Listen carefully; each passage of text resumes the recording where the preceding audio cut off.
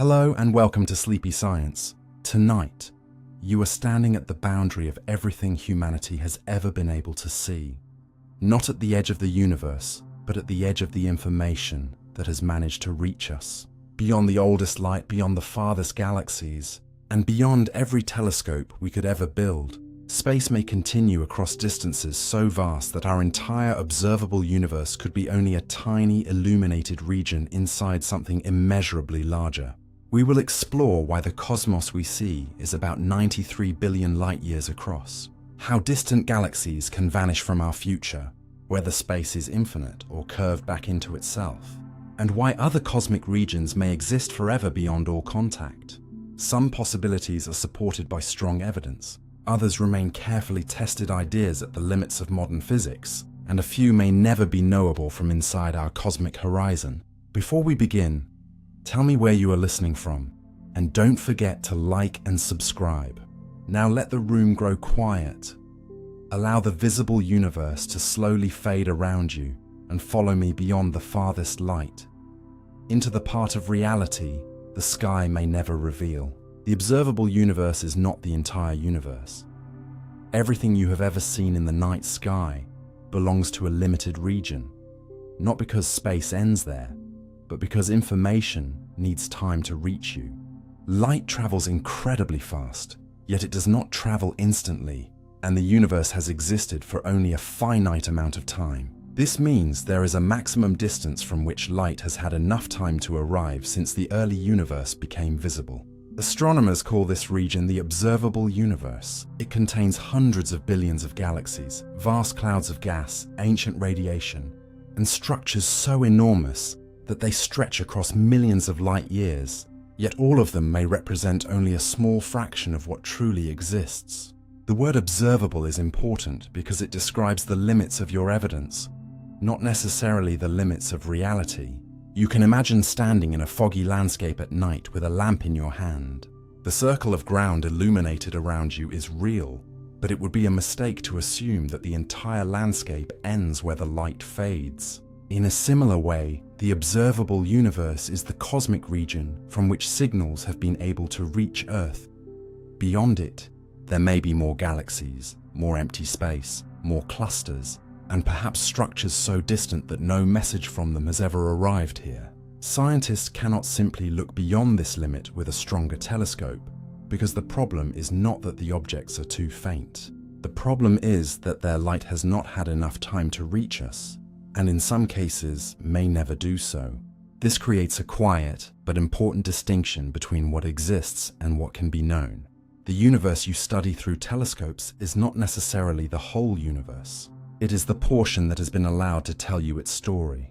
And when you look into the deepest images of space, you are not looking at everything.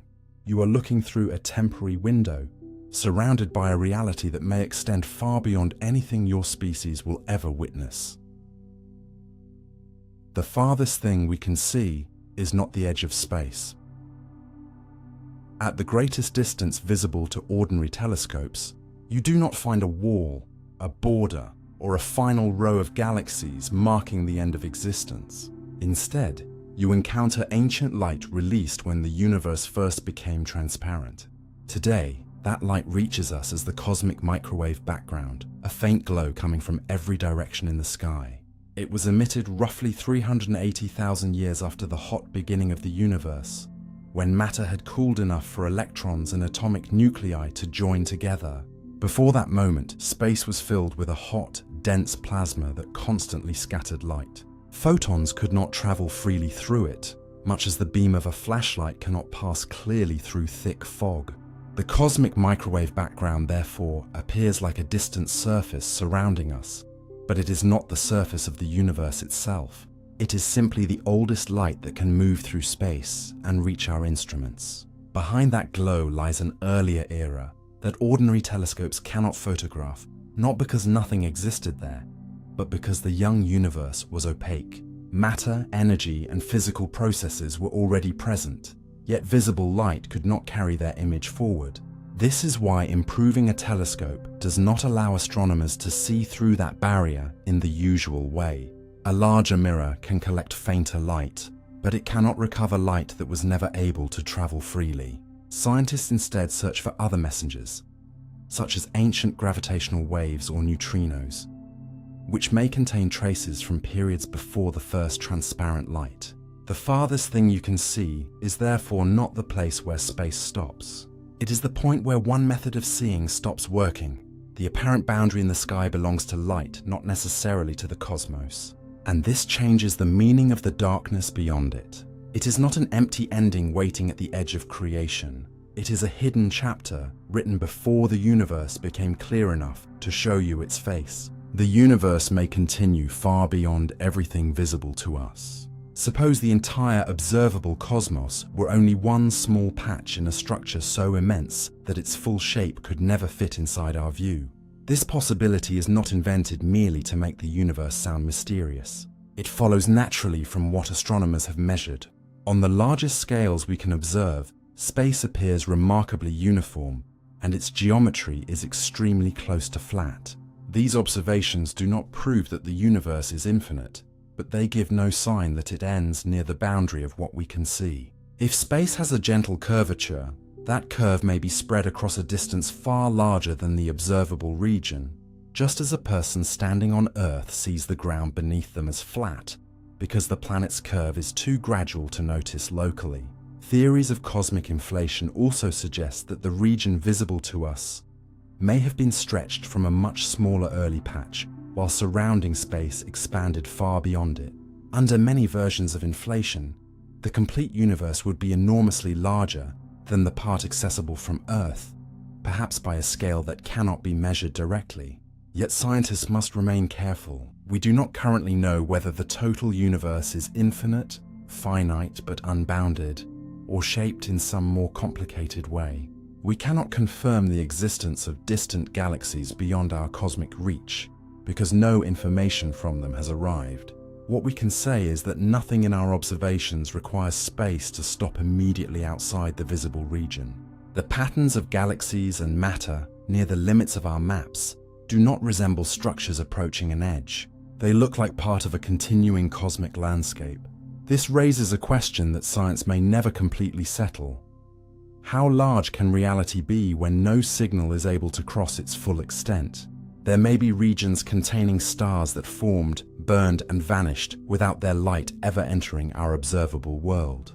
Entire histories may unfold beyond all possible contact, separate from us not by a barrier, but by the expansion and scale of space itself. The visible universe may feel unimaginably vast, yet vastness is not the same as completeness. Everything humanity has observed could be one illuminated fragment within a cosmos that continues silently beyond the reach of every eye. The cosmic horizon is a limit of information, not a physical wall. Nothing dramatic would happen to a galaxy as it crossed our cosmic horizon, because there is no wall there to strike, no glowing border to pass through, and no line painted across the fabric of space. A cosmic horizon is defined by communication. It separates events whose signals can reach a particular observer from events whose signals cannot. Its location depends on where and when that observer exists, which means it is not a universal object floating in one fixed place. An astronaut in another galaxy would have a horizon centered on their own location, and they would not feel themselves standing closer to an edge than you do. This makes the horizon unlike the boundary of a country or the surface of a planet. You could travel toward the region where your present horizon appears to lie, but as your position and future changed, the horizon relevant to you would change as well. The galaxy beyond it would not become unreal. It would simply become unable to exchange new information with you under the assumed future expansion of the cosmos. This is why astronomers treat horizons as features of space-time and causality rather than physical barriers. They describe which events can influence one another. A star can burn, collapse, and scatter its elements on the unreachable side without encountering anything unusual, while its entire history remains absent from your sky. The unsettling lesson is that existence does not require accessibility. Reality can continue normally in places that are permanently excluded from your evidence, leaving you with a universe divided not by matter, but by the silent limits of cause and effect. Light from most of the universe may never reach Earth. A photon can race through space for billions of years and still lose its journey against the growth of the distance ahead. This does not mean light becomes tired or begins moving more slowly. Locally, it always travels at the same fundamental speed. The difficulty is that the space separating Earth from extremely distant regions can expand while the photon is crossing it, continually adding new distance to the route. In the standard cosmological picture, the expansion of the universe is currently accelerating. And if that broad behavior continues, light emitted today from sufficiently remote regions will never arrive here. Those regions can recede from us faster than light, because cosmic expansion is not the ordinary motion of an object speeding through nearby space. It is the changing scale of space itself, so relativity is not being broken. A distant civilization might send a perfectly aimed beam toward the Milky Way, yet the expanding interval between us could prevent that message from ever making progress all the way to Earth. If the complete universe is vastly larger than our accessible region, or infinite, then an overwhelming share of its present events may remain outside all possible contact with us. Their light may continue traveling indefinitely without entering our future, carrying images of stars, worlds, and civilizations toward destinations that never include you. The universe, therefore, contains a form of separation deeper than remoteness. Ordinary distance can sometimes be crossed, given enough time, but an event horizon can remove the possibility of arrival itself, turning light into a message that is real, moving, and forever unread. Some galaxies exist beyond every telescope we could ever build. You could construct a telescope larger than Earth, place it in perfectly dark space, and allow it to observe for 1 million years. Yet some galaxies would remain completely absent from its images. A telescope does not reach outward and inspect distant objects. It waits for information to arrive. Its mirror gathers photons that have already completed their journey, and its detectors translate those photons into measurements. A larger instrument can collect weaker signals, separate finer details, and detect wavelengths human eyes cannot see, but it cannot record light that never enters its location. This creates an absolute distinction between something being too faint to detect and something being causally unavailable. The first problem can be improved through engineering. The second is written into space-time. Galaxies may exist beyond the region from which any signal has reached us so far, while others may lie beyond the cosmic event horizon, meaning that light they emit now will never reach Earth if accelerated expansion continues. No sharper mirror, longer exposure, or more advanced computer can manufacture the missing information without evidence arriving from the source. Even a flawless telescope cannot turn silence into an observation. This is easy to forget because technology has repeatedly expanded the known sky, revealing objects earlier generations could not imagine seeing. Yet greater sensitivity is not the same as unlimited access. There may be countless galaxies with their own stars, planets, and histories that remain invisible, not because humanity failed to build the right machine, but because the universe never delivers their image to us. The ultimate limitation of astronomy may therefore be neither intelligence nor technology, but the simple requirement that reality must first be able to send something across the darkness. The observable universe is about 93 billion light-years across. The number sounds impossible the first time you hear it. The region of the universe accessible to our observations is roughly 93 billion light-years from one side to the other. This does not mean astronomers have located two physical edges or placed a ruler across space. The figure describes the present distance between the most widely separated points whose ancient signals can, in principle, be part of our observable region. From Earth, the current radius of that region is estimated to be about 46 billion light-years in every direction, producing the much larger diameter when both sides are considered together. Scientists calculate this scale by combining measurements of cosmic expansion, the age of the universe, and the behavior of the oldest radiation in the sky. The result depends on our best supported cosmological model. So 93 billion light-years should be understood as a careful estimate rather than a perfectly measured boundary. It also describes distance as it would be measured now, after the fabric of space has changed enormously during cosmic history.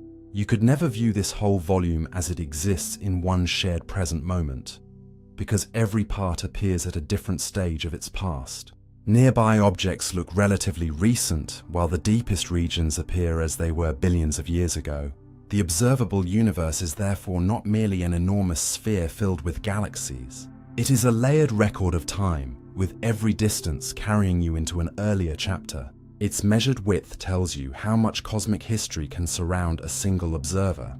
Yet it also quietly reminds you that even 93 billion light-years is a description of our visible domain, not a confirmed measurement of everything that exists. How a 13.8 billion-year-old universe became 93 billion light-years wide. Here is the apparent contradiction that often makes the universe seem older than itself. If existence has lasted about 13.8 billion years, how can its observable region be far wider than 27.6 billion light-years? The mistake comes from imagining the Big Bang as an explosion that threw matter through a motionless emptiness. In modern cosmology, the early universe did not expand outward from one central location into surrounding space. Space itself changed scale everywhere. Consider two marks drawn on a flexible surface. The marks do not need to race across the material for the distance between them to grow. If the surface stretches, they are carried apart even while remaining locally at rest. Cosmic expansion works in a broadly similar way, though in 3 dimensions and governed by gravity, matter, radiation, and dark energy. During the time that signals were moving through the young cosmos, the space separating distant regions continued to enlarge. For this reason, the universe's age sets the maximum travel time available to ancient light, but it does not place the same simple limit on the present distance between the regions that emitted it. There is also no requirement that the full width of the observable universe be crossed by a single beam during cosmic history. We receive information from every direction, from locations whose separation from one another has increased while their light was independently approaching us. The age and size are therefore not competing measurements. They answer different questions. One tells you how much time has passed since the hot, early state, while the other estimates how widely the regions within our present observational domain have become separated.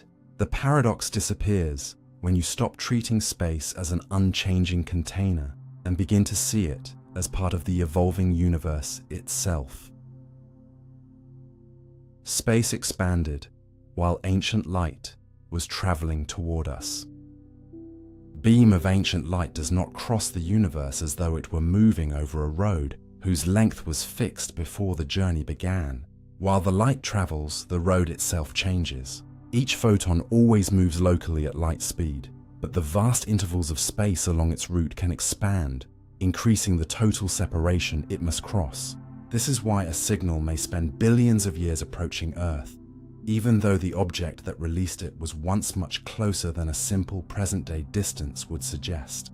Expansion also leaves a physical mark on the light itself. As space grows, the wavelength of traveling radiation is stretched with it, shifting visible light toward redder wavelengths and eventually into the infrared or microwave range. Astronomers call this cosmological redshift, and it is one of the principal ways they study the expansion history of the cosmos. The greater the stretching, the more the universe has changed during the signal's passage. Ancient light therefore arrives carrying 2 kinds of information at once: an image of the matter that produced it, and a record of the expanding space-time it crossed. A photon released when the cosmos was young may begin with a much shorter wavelength, then reach your instruments after the intervening universe has lengthened it many times over. Nothing has pushed the photon from behind, and the photon has not deliberately slowed. Its properties have been altered because the geometry through which it traveled did not remain still. When you observe extremely distant light, you are not merely receiving an old photograph. You are holding evidence of a journey during which the universe continually reshaped the distance between its beginning and its arrival, turning every ancient photon into a quiet witness to the growth of space. The most distant galaxies are now farther away than their light suggests. The galaxy appearing in a deep space image is not waiting at the distance where its ancient light began its journey. What reaches your telescope is a historical message, sometimes released when the universe was only a few 100 million years old. And the galaxy you see belongs to that vanished era. Astronomers often describe such an object by its look-back time, meaning how long its light has traveled, but this is not the same as asking how far away the galaxy would be now. During the photon's journey, the separation between our region and the galaxy's region changed, so scientists use cosmological models to estimate its present distance.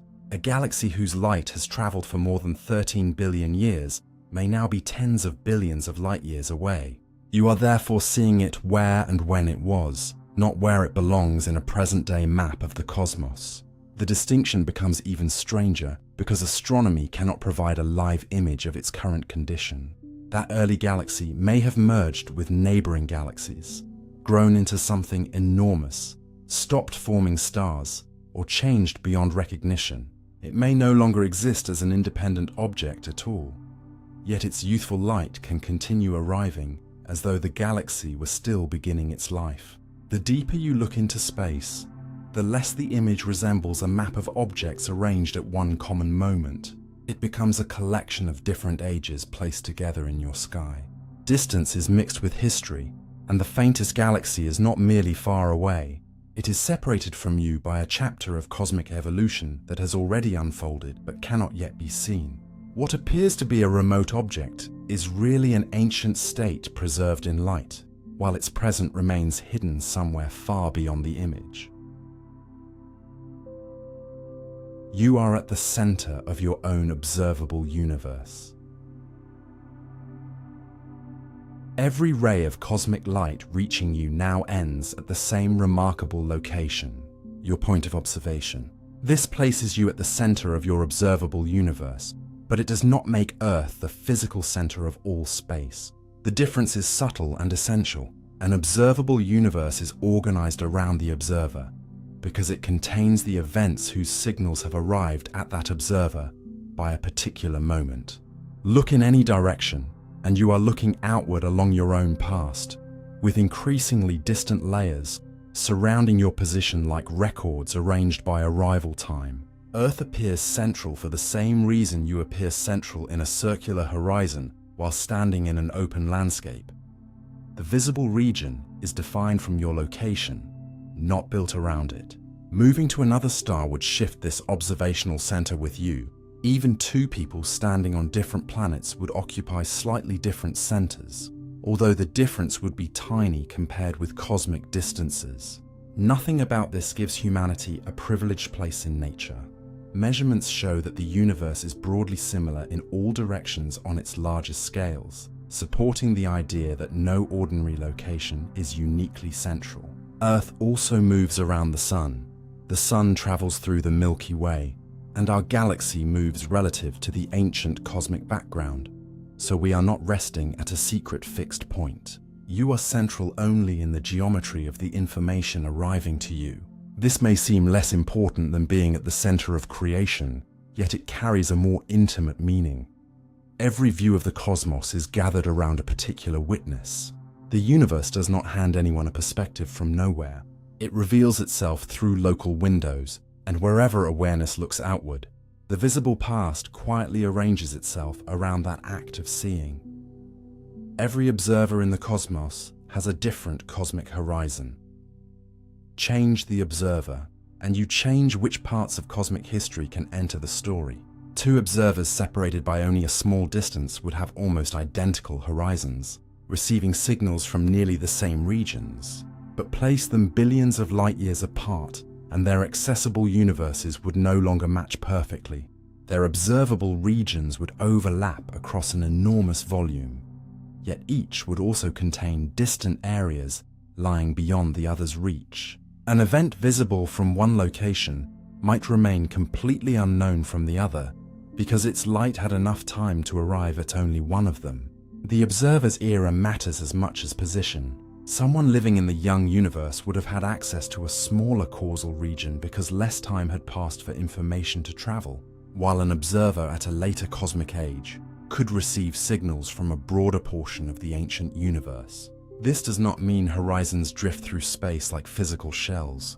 They are calculated from the network of possible paths that light and other influences can follow toward a chosen observer. Each world line through space-time therefore carries its own boundary of accessible information.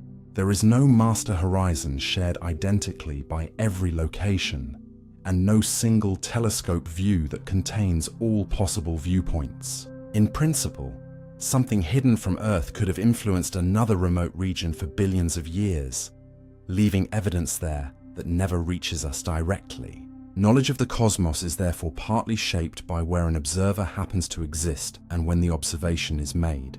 The universe may obey the same large-scale laws everywhere, yet no observer is guaranteed the same collection of evidence. Each receives a different archive of arriving signals, and beyond every archive lies a history that belongs to another horizon. A distant civilization would see a different universe than we do. Imagine an intelligent species looking into space from a galaxy billions of light years away and building a map of reality that does not match ours.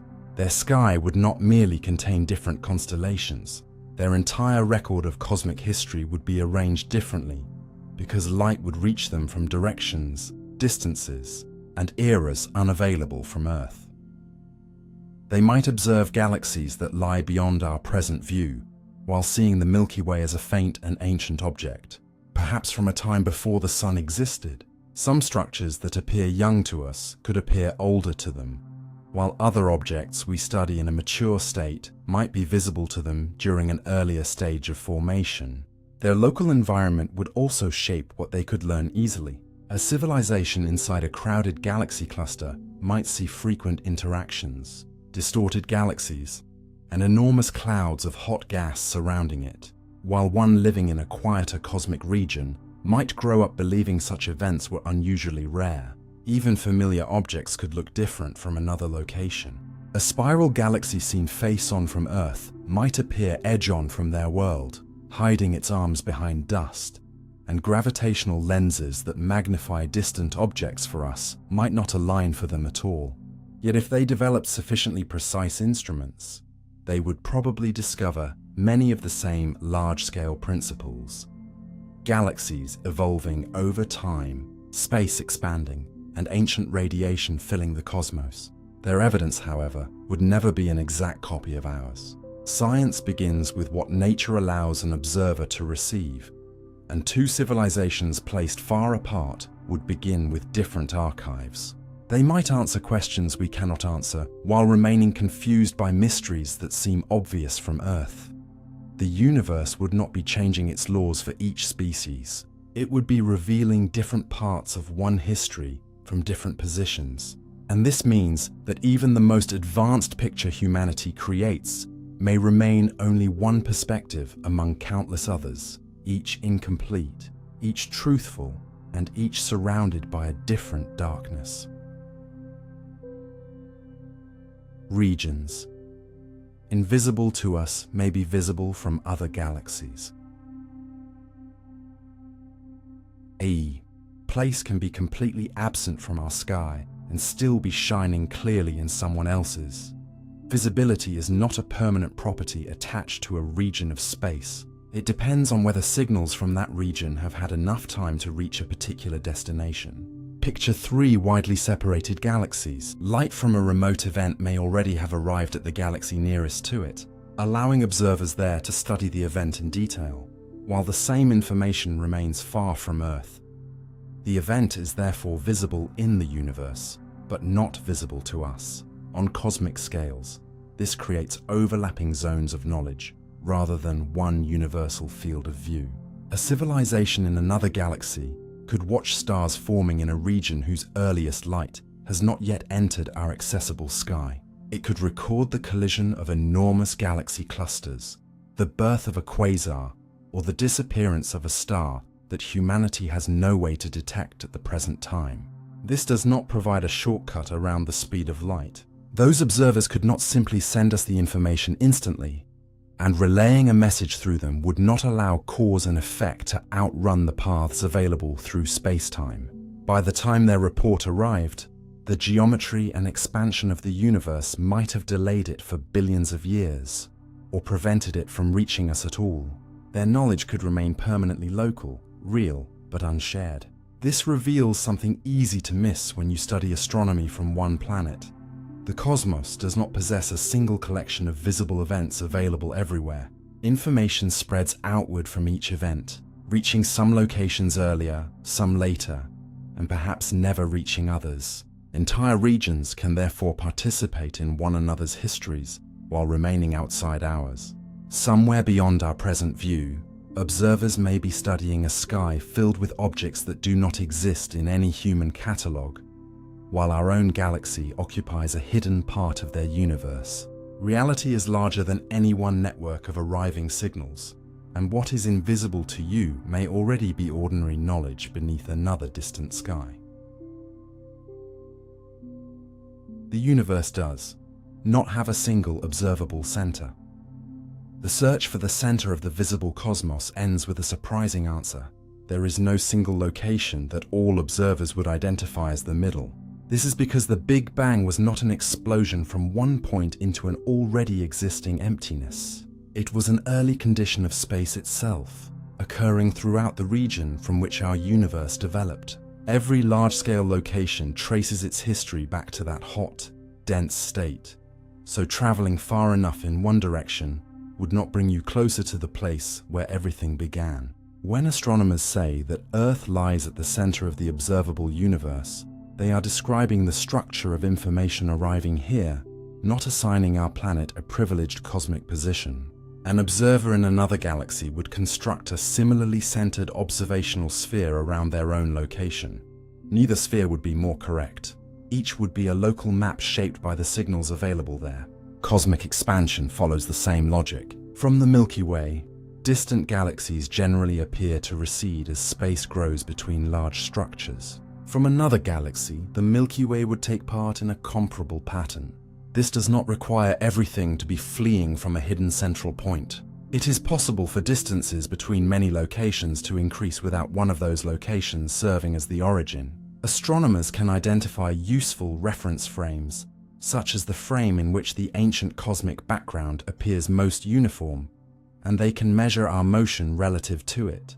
But a preferred frame for describing motion is not a physical center of the universe. No observation has revealed a unique throne in space around which the cosmos is arranged. The desire for such a center may come from everyday experience, where rooms, cities, planets, and explosions usually possess recognizable middles. The universe does not have to follow that intuition. Its large-scale geometry allows every observer to receive a centered view without making any observer central to existence. You look outward from one location among many, not from the heart of creation, and perhaps that is more profound. The cosmos can surround every witness without belonging to any single one. What we see is only a bubble of accessible information. You are not surrounded by the whole universe, but by the portion of cosmic history that has managed to deliver evidence to your location. Astronomers sometimes describe this accessible region as a bubble, although it is not a transparent sphere floating inside a larger room. It is a boundary created by the travel of information. Every star you identify, every galaxy you measure, and every cloud of gas you map becomes known only because something has crossed space and reached an instrument. Light, particles, or another physical signal carrying traces of an event. In relativity, the collection of past events capable of influencing you is sometimes called your past light cone, but the idea is simpler than the name. Only events with enough time and a possible path to send information toward you can become part of your evidence. Everything else may be equally real while remaining absent from your measurements. This means that astronomical maps are not complete inventories of existence. They are reconstructions assembled from messages that successfully arrived. Even within the accessible region, some objects may be hidden by dust, too dim to detect, or visible only through wavelengths our instruments have not yet measured. So the information bubble contains further layers of silence inside it.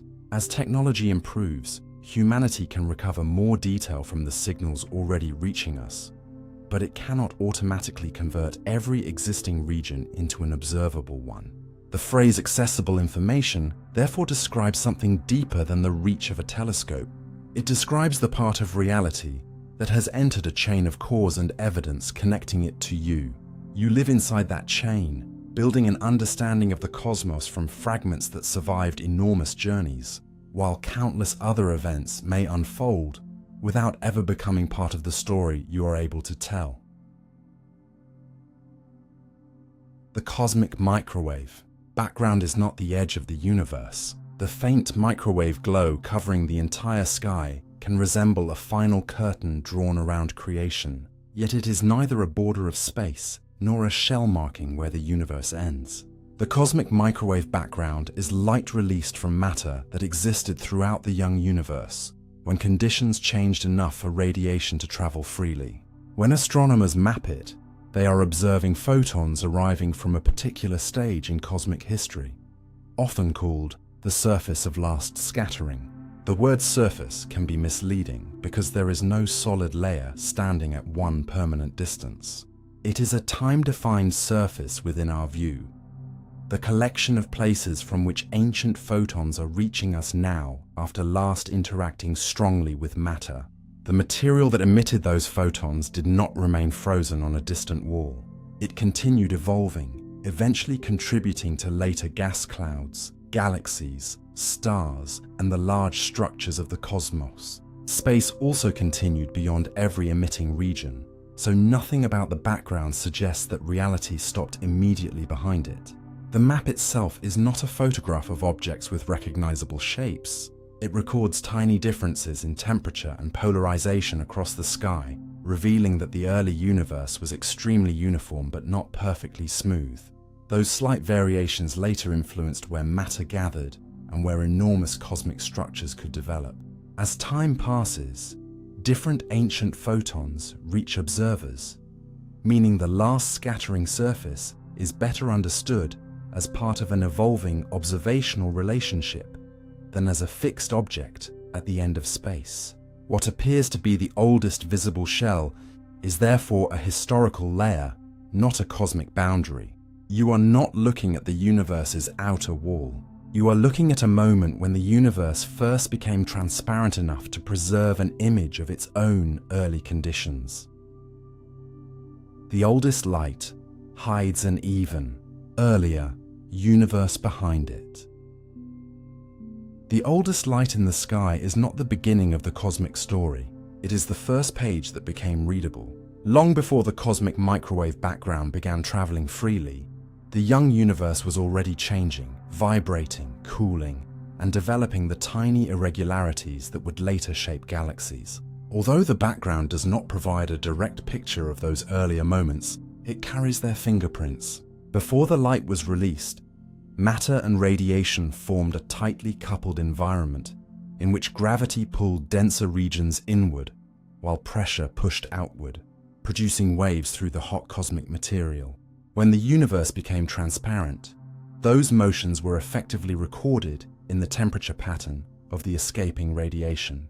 The result is a sky marked by subtle hot and cold regions whose sizes and distributions reveal information about the conditions that existed before the light itself was free.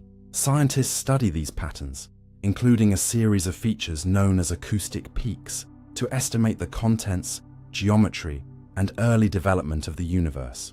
Polarization in the background adds another layer, preserving clues about how the ancient material was moving and how the radiation scattered at the moment of release. This is an important distinction. Astronomers are not literally watching the earliest events happen. They are reading later evidence shaped by those events, much as you might infer an unseen wind from the pattern it leaves across sand. The cosmic microwave background is therefore both a revelation and a concealment. It gives humanity its earliest direct light, while standing in front of an era that cannot be photographed in the same way. Yet the hidden universe was not erased. Its behavior survived indirectly, encoded in faint variations across the oldest glow, allowing you to learn about a time that no ordinary image can ever show. We cannot see the universe before it became transparent. There was a time when the universe was filled with light, yet almost none of that light could travel far enough to form an image.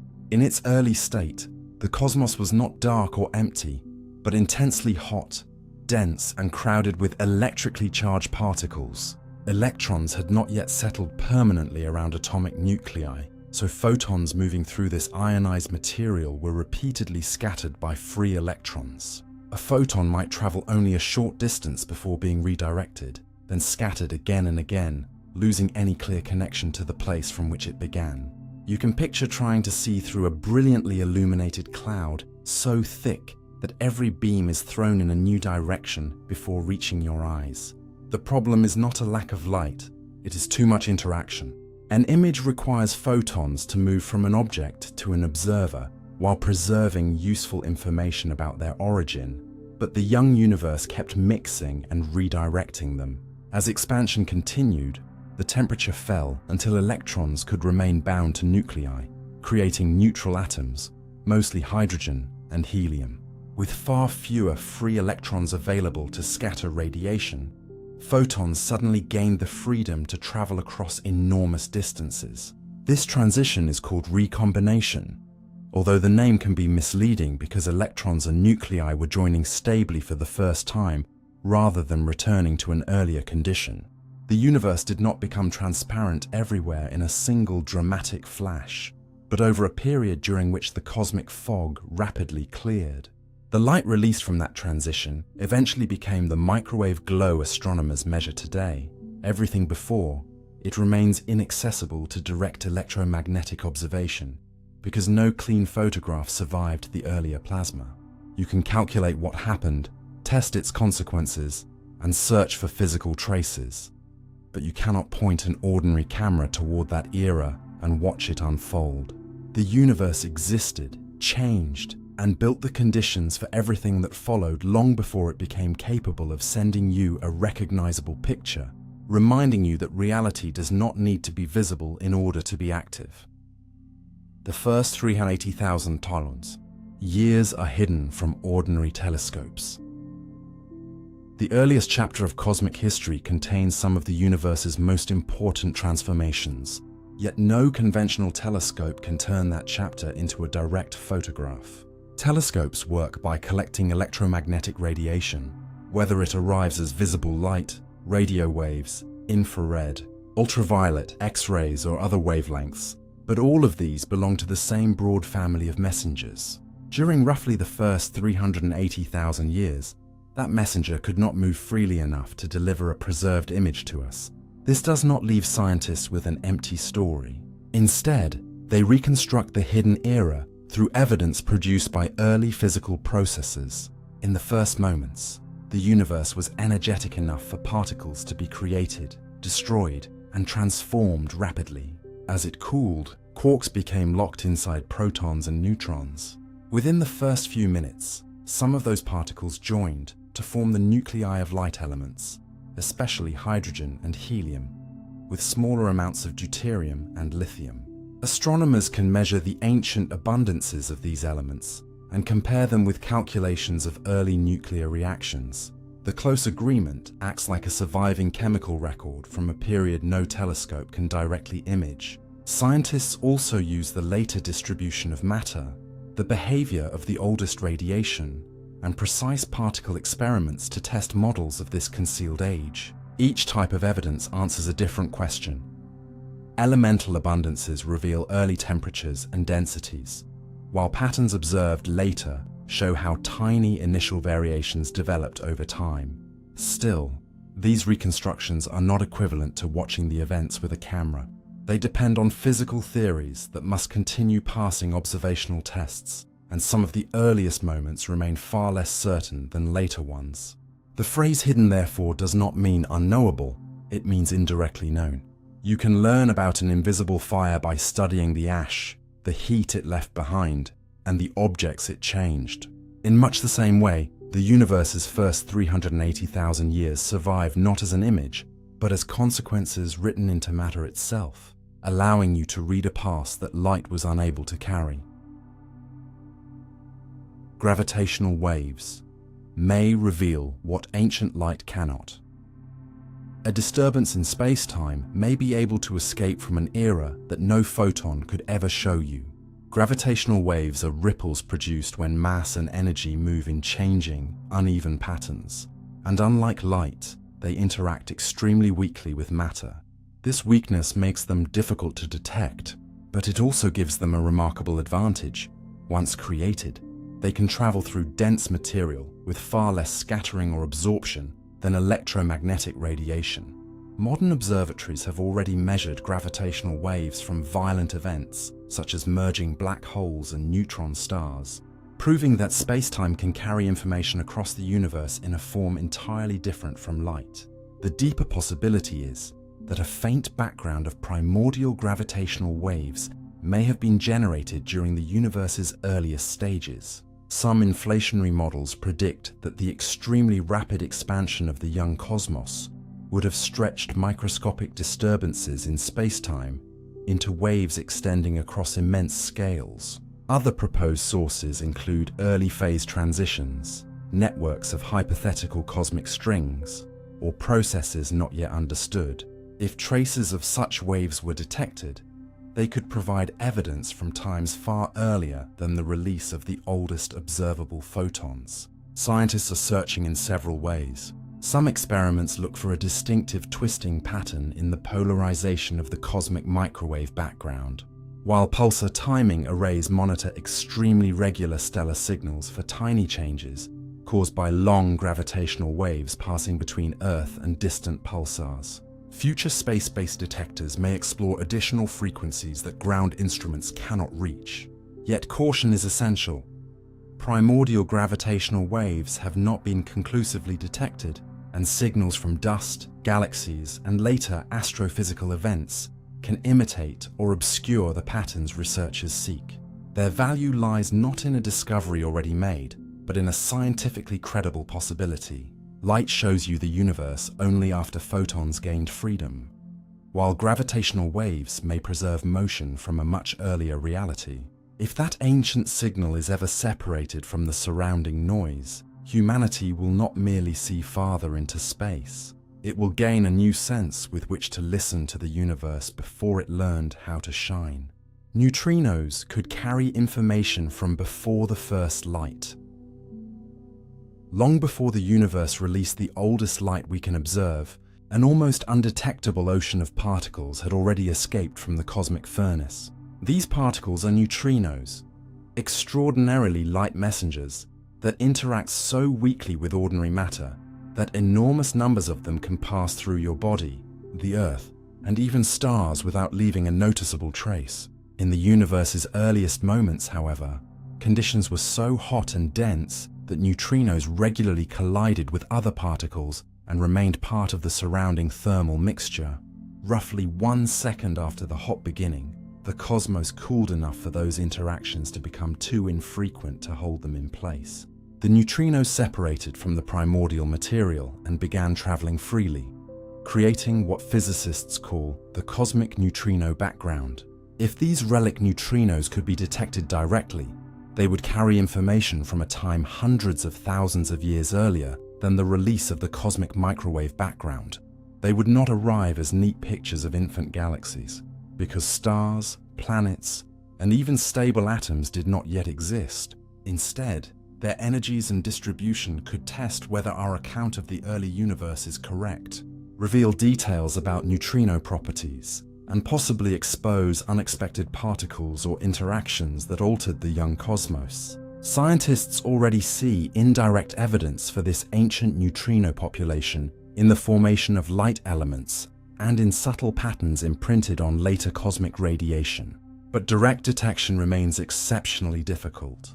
The relic neutrinos around us are now extremely cold and possess very little energy, making their signals easy to bury beneath ordinary radioactive and instrumental backgrounds. Proposed experiments hope to capture them using carefully chosen atomic nuclei, but no direct observation has yet been confirmed. Still, the possibility is profound. The room around you may be filled with particles that have traveled almost undisturbed since the universe was about 1 second old. They do not illuminate the past like light. They carry it silently through everything, preserving a message from an age when the cosmos had not yet learned to form a visible image. Most of reality may exist outside our cosmic view.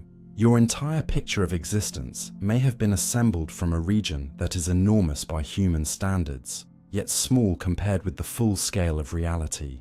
Cosmology can describe the observable domain with increasing precision, but it has not established the total size of the universe. Space could extend only somewhat beyond our accessible region. It could be vastly larger, or it could continue without limit. These possibilities cannot be treated as equal facts, because none has been confirmed. Yet current observations provide no evidence that the cosmos ends close to the farthest region we can study.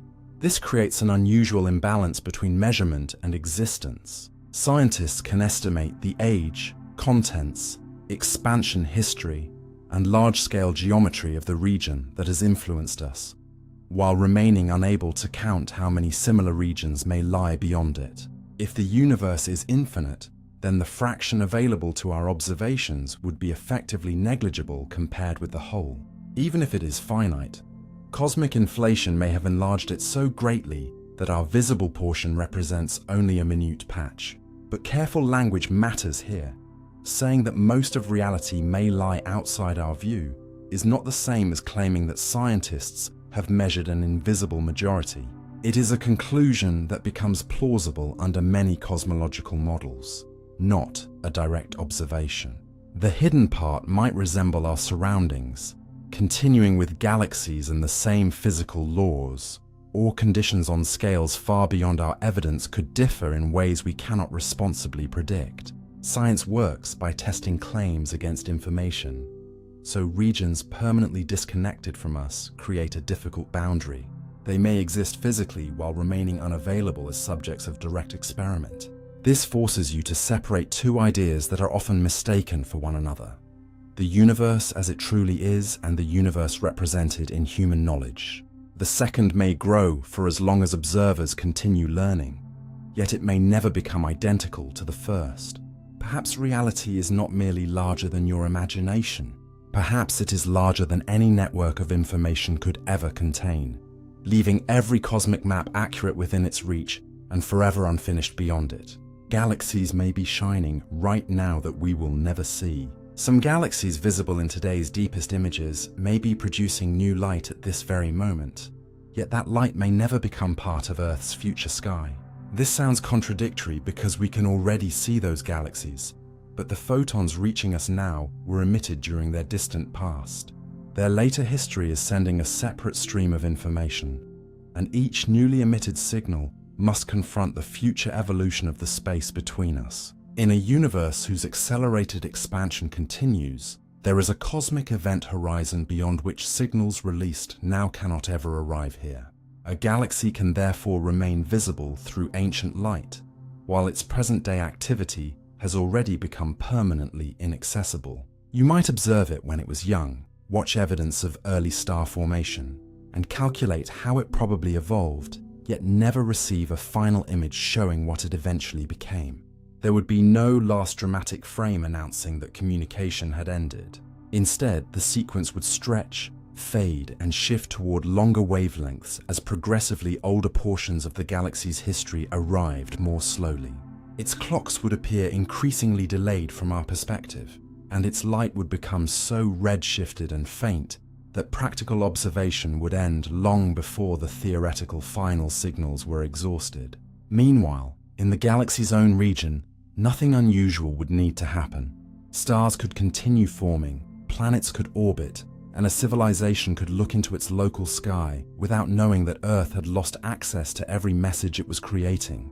This is more than the ordinary delay of distant astronomy. Delay suggests that patience may eventually bring the answer, but a cosmic event horizon means that some answers have no arrival date at all. The galaxy's present is real, and its light is genuinely moving, yet the structure of space-time can exclude Earth from its destination.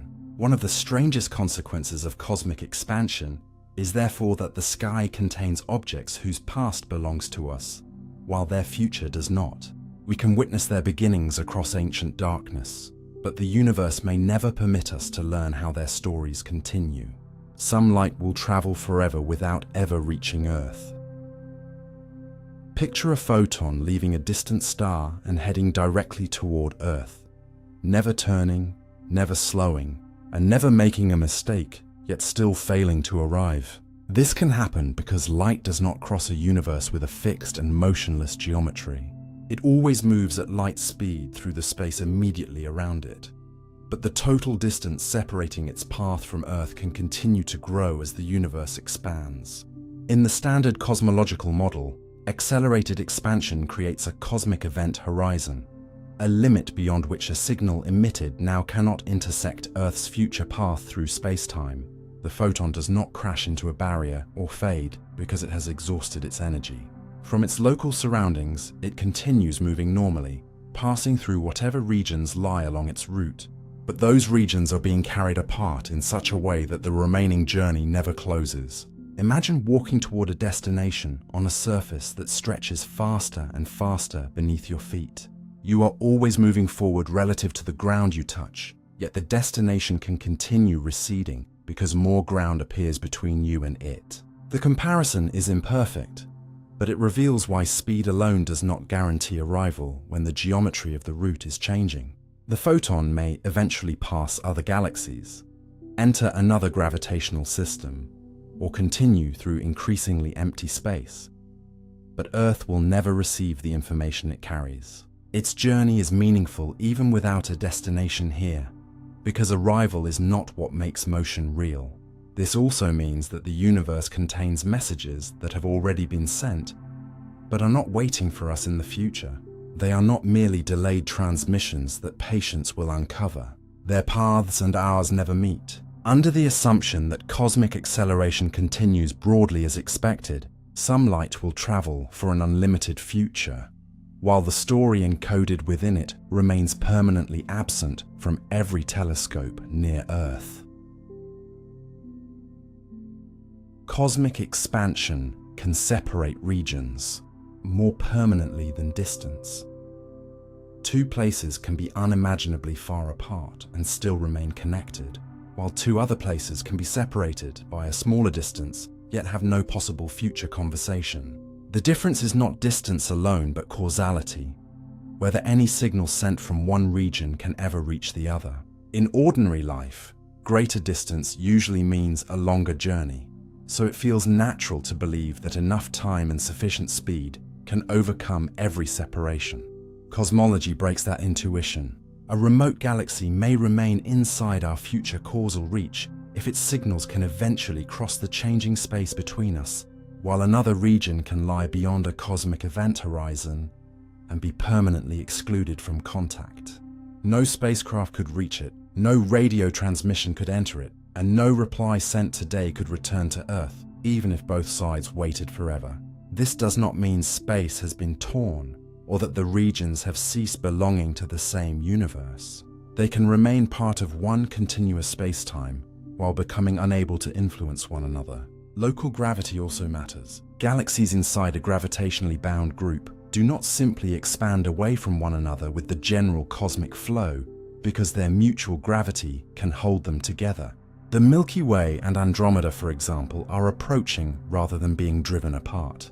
But across sufficiently large scales, where matter is not tightly bound, the expansion of space dominates the future relationship between structures. The deepest form of isolation is therefore not being far away. It is being removed from every possible exchange of cause, evidence, and memory. A mountain on another continent is distant but reachable.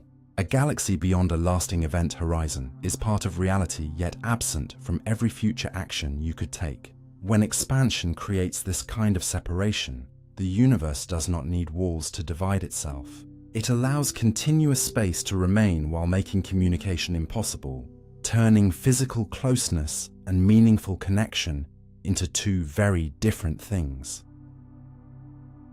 The universe is creating new, unreachable regions, Every moment, the frontier of what can ever affect Earth is not frozen in place.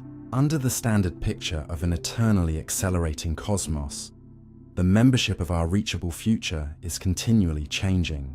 This does not mean that fresh pieces of reality suddenly appear from nothing, or that a visible wall sweeps across galaxies. It means that as unbound regions are carried farther apart, there are continually later moments after which a signal sent from a particular place can no longer reach us. Consider a distant galaxy that has not yet passed beyond our effective future communication limit. A message emitted sufficiently early might still enter our future, while one emitted later may begin after the final opportunity has already closed. The galaxy itself does not notice a cosmic gate shutting around it.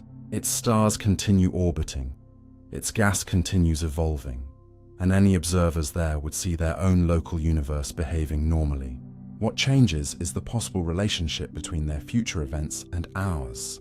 The boundary is defined not by where the galaxy is in a single snapshot, but by whether the path of a new signal can ever intersect Earth at any later time.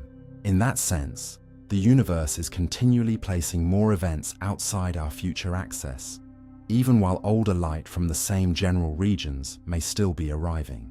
This creates a strange overlap in the sky. You may continue receiving a galaxy's ancient history long after its present activity has become unreachable. The observable universe can grow in one sense as previously traveling light finally arrives, while the collection of regions from which newly emitted signals can ever reach us becomes more restricted. These are different horizons, and confusing them makes cosmic expansion appear contradictory. Scientists must also remain cautious, because the distant future depends on the nature of dark energy, which is still not fully understood. If acceleration changes substantially, the final pattern of accessibility could differ. But if the broad behavior described by the standard model continues, cosmic isolation is not a single event waiting at the end of time. It is an ongoing process, quietly transforming shared possibility into separate histories, one unreachable future moment at a time. Most galaxies we see today will eventually disappear from view. The sky above you is not a permanent collection of galaxies, but a temporary exhibition that the future universe will slowly close. Today, powerful telescopes reveal enormous clusters, distant spirals, brilliant quasars, and deep fields crowded with thousands of faint objects. Yet most of those galaxies are not held to the Milky Way by gravity. They participate in the large-scale expansion of space, and under the standard cosmological model, that expansion continues accelerating. As the distances grow, each new generation of light must cross a greater and more rapidly changing interval to reach us. The galaxies will not suddenly switch off or fall through a visible boundary. Their images will instead become increasingly delayed, dim, and stretch toward wavelengths that are harder to detect. A galaxy that once appeared bright in visible light may shift into infrared, then toward radio wavelengths, while its photons arrive with less energy and at ever-widening intervals. Given enough cosmic time, even an extraordinarily advanced telescope would face a signal weakened beyond practical recovery. On timescales of roughly 100 billion years, if dark energy behaves like the cosmological constant in the standard model, galaxies outside our gravitationally bound neighborhood would effectively disappear from view. They would still exist in their own regions, perhaps continuing to form stars or orbit inside distant clusters, but no useful new image of them would remain available to observers here. The local group is different because gravity holds many of its members together, strongly enough that general cosmic expansion does not pull them apart in the same way. Its surviving galaxies and their possible future merger remnants would form an isolated island of matter surrounded by an increasingly empty, observable darkness. What vanishes then is not the galaxy itself, but our access to its continuing story. The crowded universe you see today is a historical privilege, not a permanent feature of the sky, and every distant galaxy is already part of an archive whose final readable pages are quietly approaching. Future observers, may believe their galaxy is the entire universe. Imagine being born beneath a sky containing one immense galaxy and almost nothing beyond it, with no visible evidence that billions of other galaxies had ever existed. Future astronomers in a far older universe could face exactly this intellectual trap if accelerated expansion continues for an extremely long time. Their gravitationally bound cosmic island might contain the blended descendants of the Milky Way, Andromeda, and nearby smaller galaxies, giving them plenty of stars, planets, stellar remnants, and internal motions to study. Yet when they looked beyond that system, the wider universe could appear almost perfectly dark. They might search for the familiar recession pattern of distant galaxies and find no usable targets from which to measure it. The ancient microwave background, one of our strongest clues that the universe began in a hot and dense state, would have been stretched to wavelengths so enormous and weakened so severely that it could be hidden beneath local plasma or become effectively undetectable. Even the early chemical evidence preserved in hydrogen and helium could be difficult to interpret after countless generations of stars had processed primordial material and filled their environment with heavier elements. Without distant galaxies, a measurable cosmic background, or an obvious record of primordial chemistry, these observers might reasonably construct a model in which their enormous galaxy was the only significant structure in an otherwise static and empty cosmos. They would not be unintelligent, and their instruments might be far superior to ours. They would simply be living at a time when nature no longer supplied the evidence that made modern cosmology possible. Ancient records left by earlier civilizations could change their conclusion, but without such an inheritance, the larger universe might sound like an unsupported myth. This possibility reveals a humbling weakness in science. A correct method cannot recover evidence that the universe has physically removed from observation.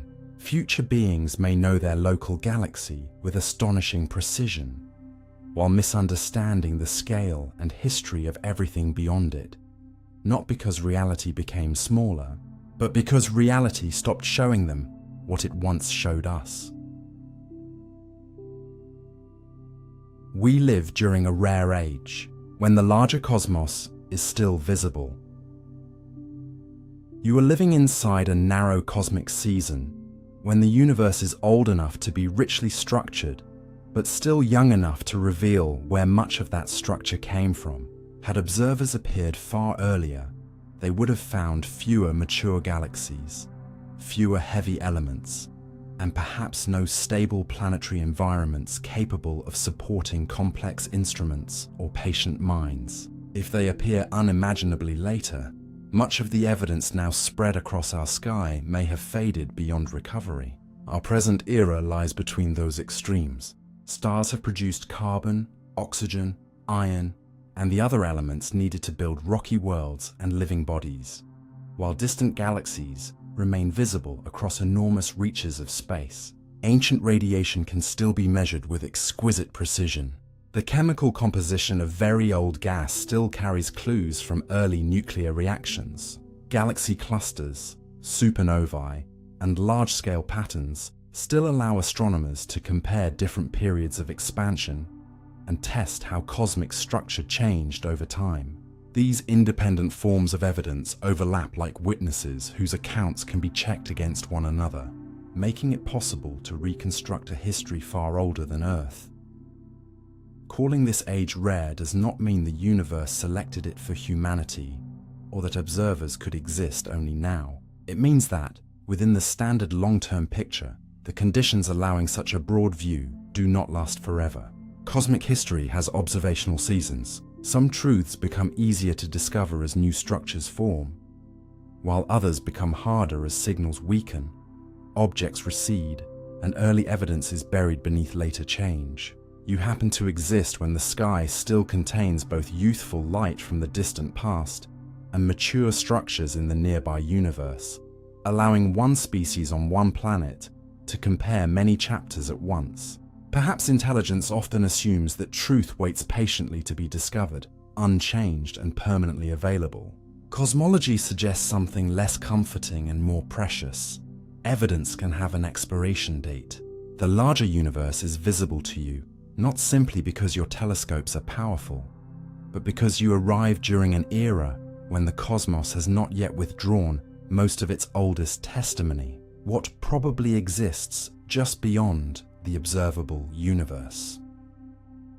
If you could somehow look a little beyond the farthest region available to us, the most scientifically reasonable expectation would not be a strange void or an entirely new realm, but more ordinary universe. There would probably be additional regions of dark matter, gas, radiation, galaxies, and empty-looking space arranged according to the same broad physical principles seen on our side of the horizon. Scientists cannot observe those locations directly, so this remains an evidence-based extrapolation rather than a confirmed discovery.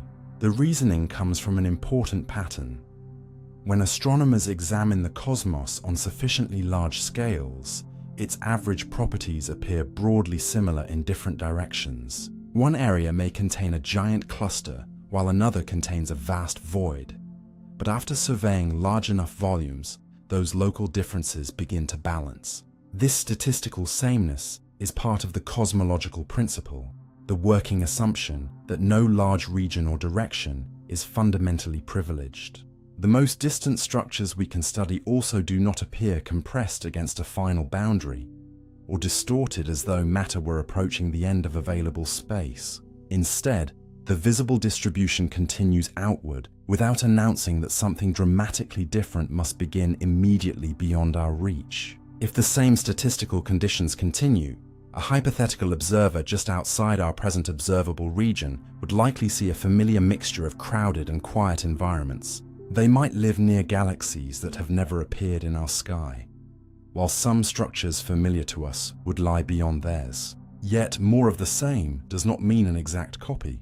The arrangement of individual galaxies would be different, just as two forests can follow the same biological rules without containing trees in identical positions. Rare objects or unfamiliar combinations may exist there, but there is no reliable evidence that crossing our observational limit would suddenly change the basic contents of reality. Perhaps the most honest answer to what lies just beyond is also the least theatrical. The universe probably continues without noticing that human observation has ended. Our horizon may feel like the boundary of existence because it is the boundary of our evidence. But nature has no known reason to place its final object exactly where our information runs out. Why space is unlikely to end immediately beyond our horizon. The most extraordinary coincidence would be for physical space to terminate at precisely the distance where signals stop reaching one small planet. Our observational horizon is determined by our location, cosmic history, and the paths along which information has traveled, whereas a genuine end of space would need to be an objective feature of the universe itself. These two boundaries would have no obvious reason to match. Move the observer to another galaxy and the observable region changes, but a real edge could not shift merely because someone changed position. This is one reason cosmologists do not interpret the limit of our view as evidence that space ends there. There is also no sign in large-scale observations that one direction is approaching a special border. The ancient sky is almost uniform in every direction, and the distribution of matter supports models in which the universe has no ordinary center or preferred side. A literal edge located nearby on cosmic scales might introduce unusual effects, such as a preferred direction, disrupted patterns, or special conditions near the boundary, although the exact appearance would depend on an unknown theory describing such an edge. No convincing evidence of this kind has been found. This does not prove that the universe is infinite. Space could be finite while possessing no boundary, much as the surface of Earth has a limited area without offering a cliff where the surface suddenly stops. The true cosmic geometry would involve 3 dimensions rather than Earth's 2-dimensional surface.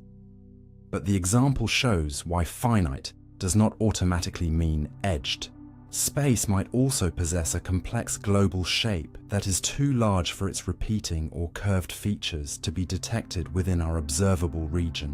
What appears unlikely is the simple picture of traveling outward until you encounter a final wall immediately behind the farthest thing we can see. Modern cosmological models generally describe continuous space rather than a container with exposed sides. We cannot rule out every imaginable geometry because observations cover only the region available to us.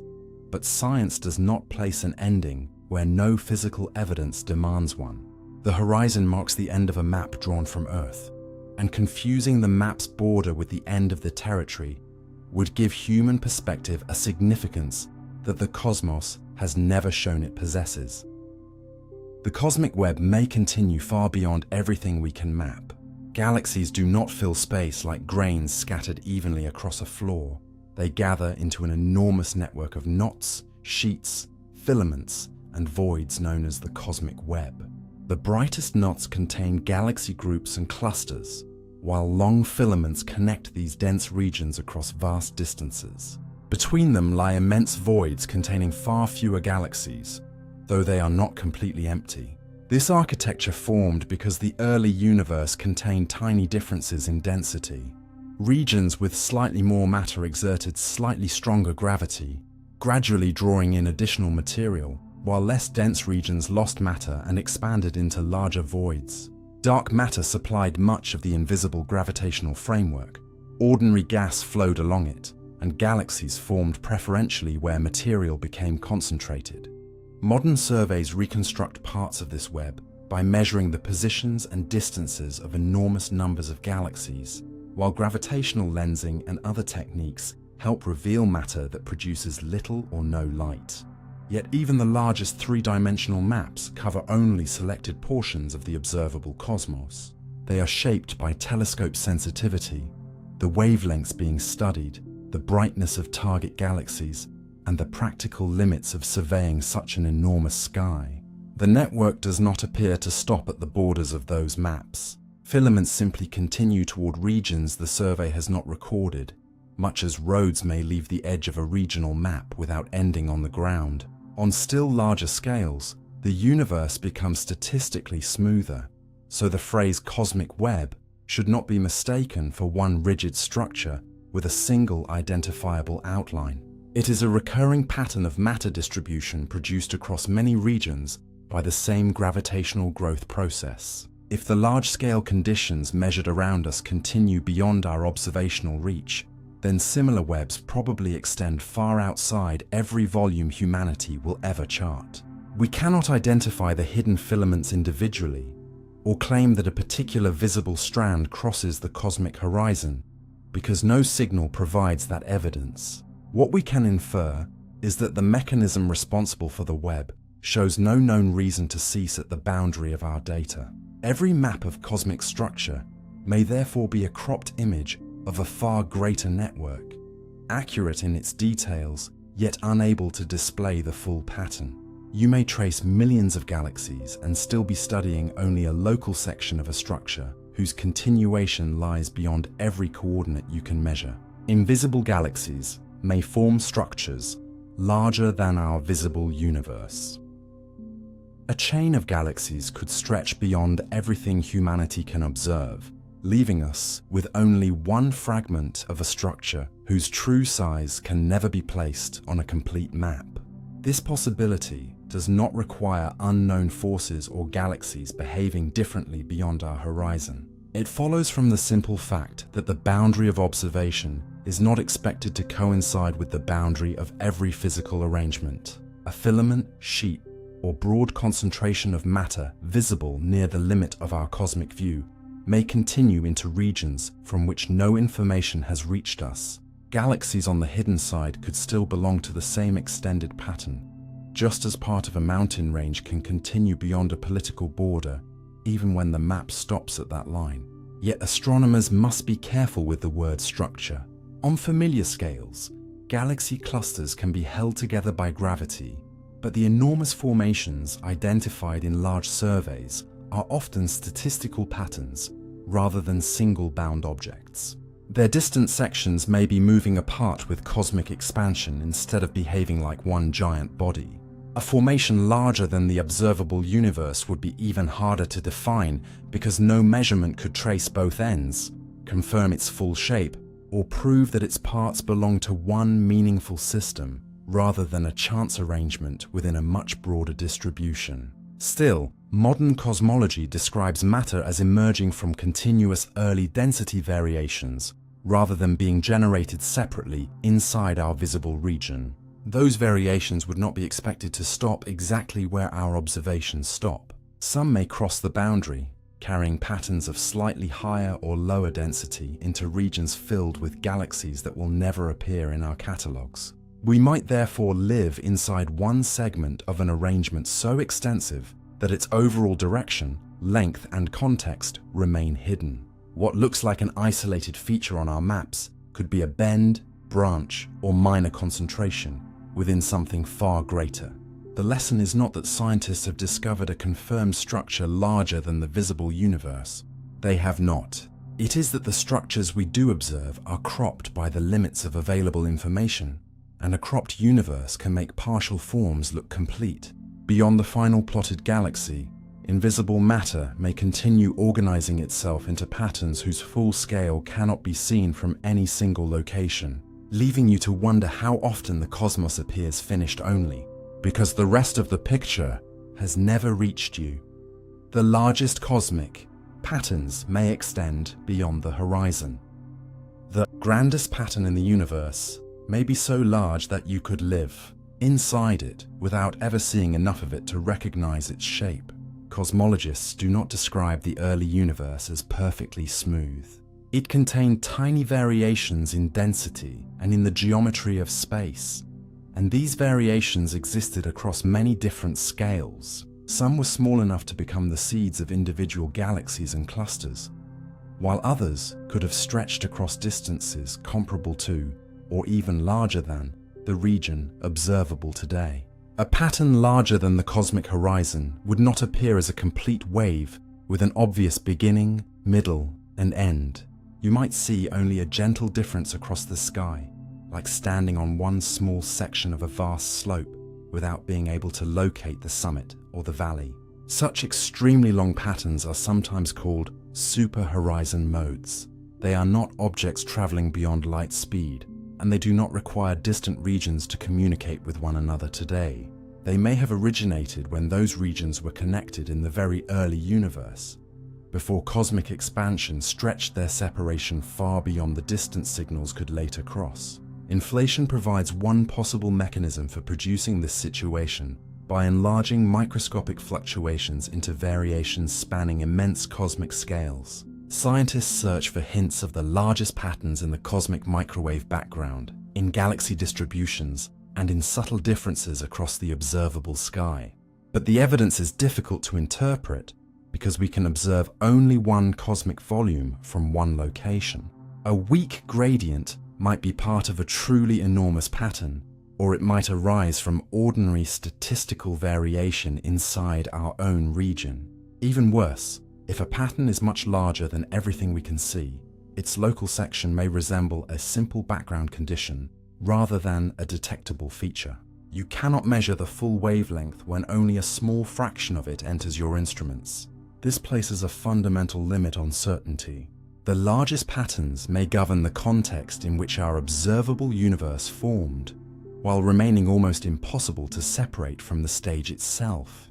We can test whether our region contains unusual asymmetries, but we cannot step outside the horizon and inspect the complete design.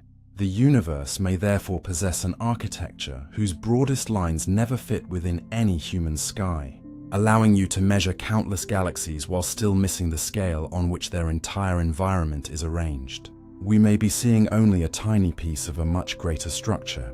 You are trying to infer the architecture of reality from a single cosmic sample, and no second sample exists for comparison. Everything astronomy has measured belongs to one observable region centered on our location in space-time. That region is enormous, but size alone does not guarantee that it represents the whole universe perfectly. Imagine studying one small portion of a vast surface. If the area beneath you appears flat, the complete surface could still curve gently over a distance far beyond your survey. If the local material looks evenly distributed, larger variations might exist outside the section you examined. Cosmologists call part of this difficulty cosmic variance. Some uncertainty cannot be removed merely by building a better instrument because we possess only one observable universe from which to collect the largest scale data. You can count more galaxies, measure the ancient sky more precisely, and reduce experimental errors, yet you cannot obtain another independent cosmic region of equal size and ask whether ours is typical. This matters when scientists investigate the universe's overall curvature, global topology, and largest density patterns. Our measurements show that observable space is extremely close to flat, but a tiny curvature could remain hidden if the complete universe is vastly larger than the region we can measure. Space might also connect to itself on scales beyond our reach, or possess a global shape whose repeating features are too distant to produce visible clues. None of these possibilities is established merely because it cannot be ruled out.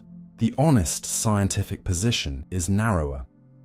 Local observations strongly constrain the universe around us, but they may not determine its complete form. Our visible region could be a representative patch of a much greater cosmos, or it could occupy a location with properties that differ slightly from the overall average. Inflation often predicts a universe far larger than the observable domain, making the idea of a small visible patch physically plausible, though the exact scale depends on models that remain incomplete.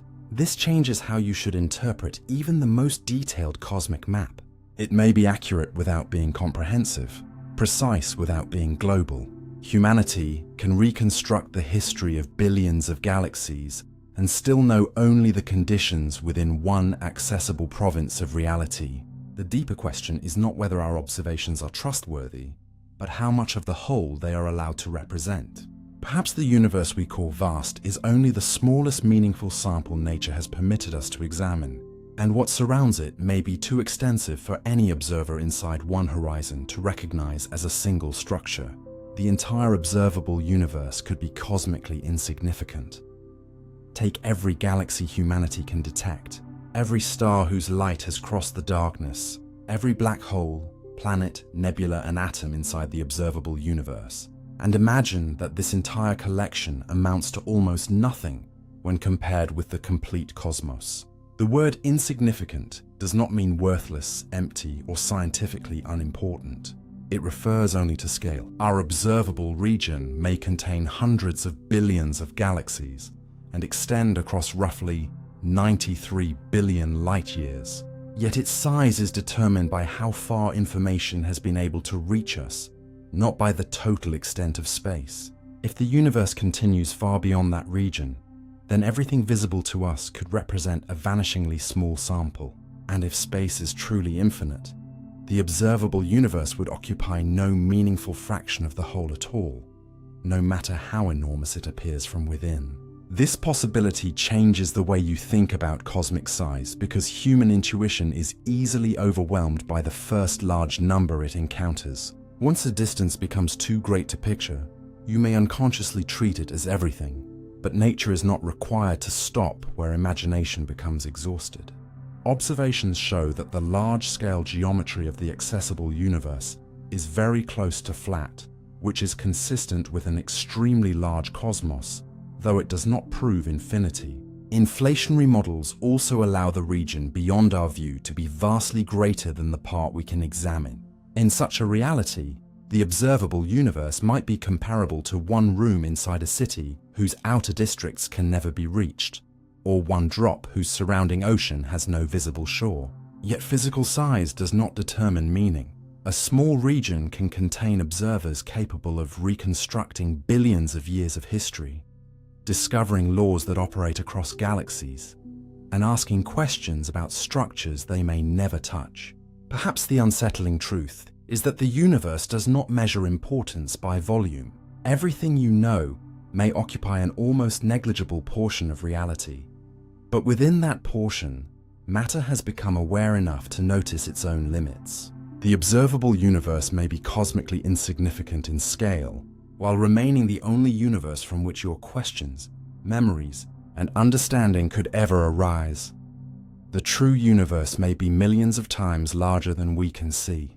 There may be enough unseen space beyond our cosmic view to contain millions of observable universe-sized regions without bringing us anywhere close to the whole. This is not a measured fact, and scientists cannot currently assign a reliable number to the total size of the universe.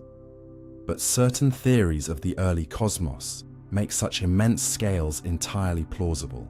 Cosmic inflation proposes that space underwent an extremely rapid period of expansion during a tiny fraction of its earliest history. This expansion would have stretched a once small region to extraordinary dimensions, smoothing its geometry while enlarging microscopic irregularities that later helped matter gather into galaxies. Inflation must have lasted long enough to explain several features of the universe we observe, but it may have continued much longer than the minimum required. That additional duration matters enormously, because inflationary growth is not like adding equal pieces of distance one after another. Each interval multiplies what already exists, allowing a modest extension of the process to produce a universe incomparably larger than the portion visible from Earth. Under some models, saying that the whole cosmos is millions of times wider than our observable region would be conservative. Under others, inflation may generate domains of almost unimaginable extent or continue eternally in distant regions. None of this tells us that one specific model is correct, and the absence of a visible edge does not allow scientists to turn speculation into measurement. It simply means that a true universe vastly larger than ours fits comfortably within serious cosmological ideas. The distinction between width and volume makes the scale even more dramatic. A universe millions of times wider would contain enormously more than millions of observable-sized volumes, because space expands in every direction. Yet from your position, almost all of it could remain permanently outside the exchange of evidence. You might live inside a cosmic structure of overwhelming size while having access only to one small illuminated province. This is where scientific humility becomes unavoidable. The largest thing you can observe may not be large by the standards of the thing containing it. The night sky feels endless because your senses cannot reach its apparent limits, but the true universe may extend so much farther that even the word vast becomes a description of your limitation rather than its size. There may be no way to measure the universe's full size. The universe may possess a definite total size, while denying every observer the information needed to discover it. Measuring an object normally means comparing its boundaries, tracing its shape, or receiving signals from different parts of it.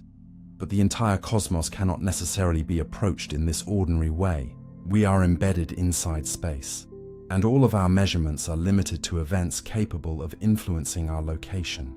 If the universe extends far beyond that causal region, no telescope can collect evidence from its most distant parts, because better sensitivity cannot recover signals that never arrive. This creates a fundamental ambiguity. A truly infinite universe and a finite universe of extraordinary size could look almost identical inside the region available to us. Both might appear flat, broadly uniform, and without a visible edge. Scientists can measure spatial curvature more precisely and search the ancient sky for repeating patterns that might reveal a connected or compact topology, but a failure to find curvature or repetition does not prove infinite size. It may only show that the relevant scale is larger than the observable domain. Even perfect measurements within our region could leave multiple global shapes consistent with the same local evidence, much as a tiny patch of a gently curved surface can appear indistinguishable from a flat one. Cosmology can therefore establish lower limits, reject models that conflict with observation, and identify which possibilities remain plausible, but it may never produce a ruler long enough to measure the whole. Inflation deepens the problem by potentially enlarging space far beyond any causal connection, hiding the duration and extent of the process outside our observational record. There may always be another possible universe, larger but locally identical, that explains every signal we receive equally well. This is not a failure of science. It is science recognizing the difference between a difficult measurement and an impossible one. Difficult information exists, but requires better tools. Impossible information never enters the chain of evidence available to the observer. You may continue refining the cosmic map for thousands of years and still remain unable to decide whether it represents one part in a million, one part in an unimaginable number, or a finite island within infinity.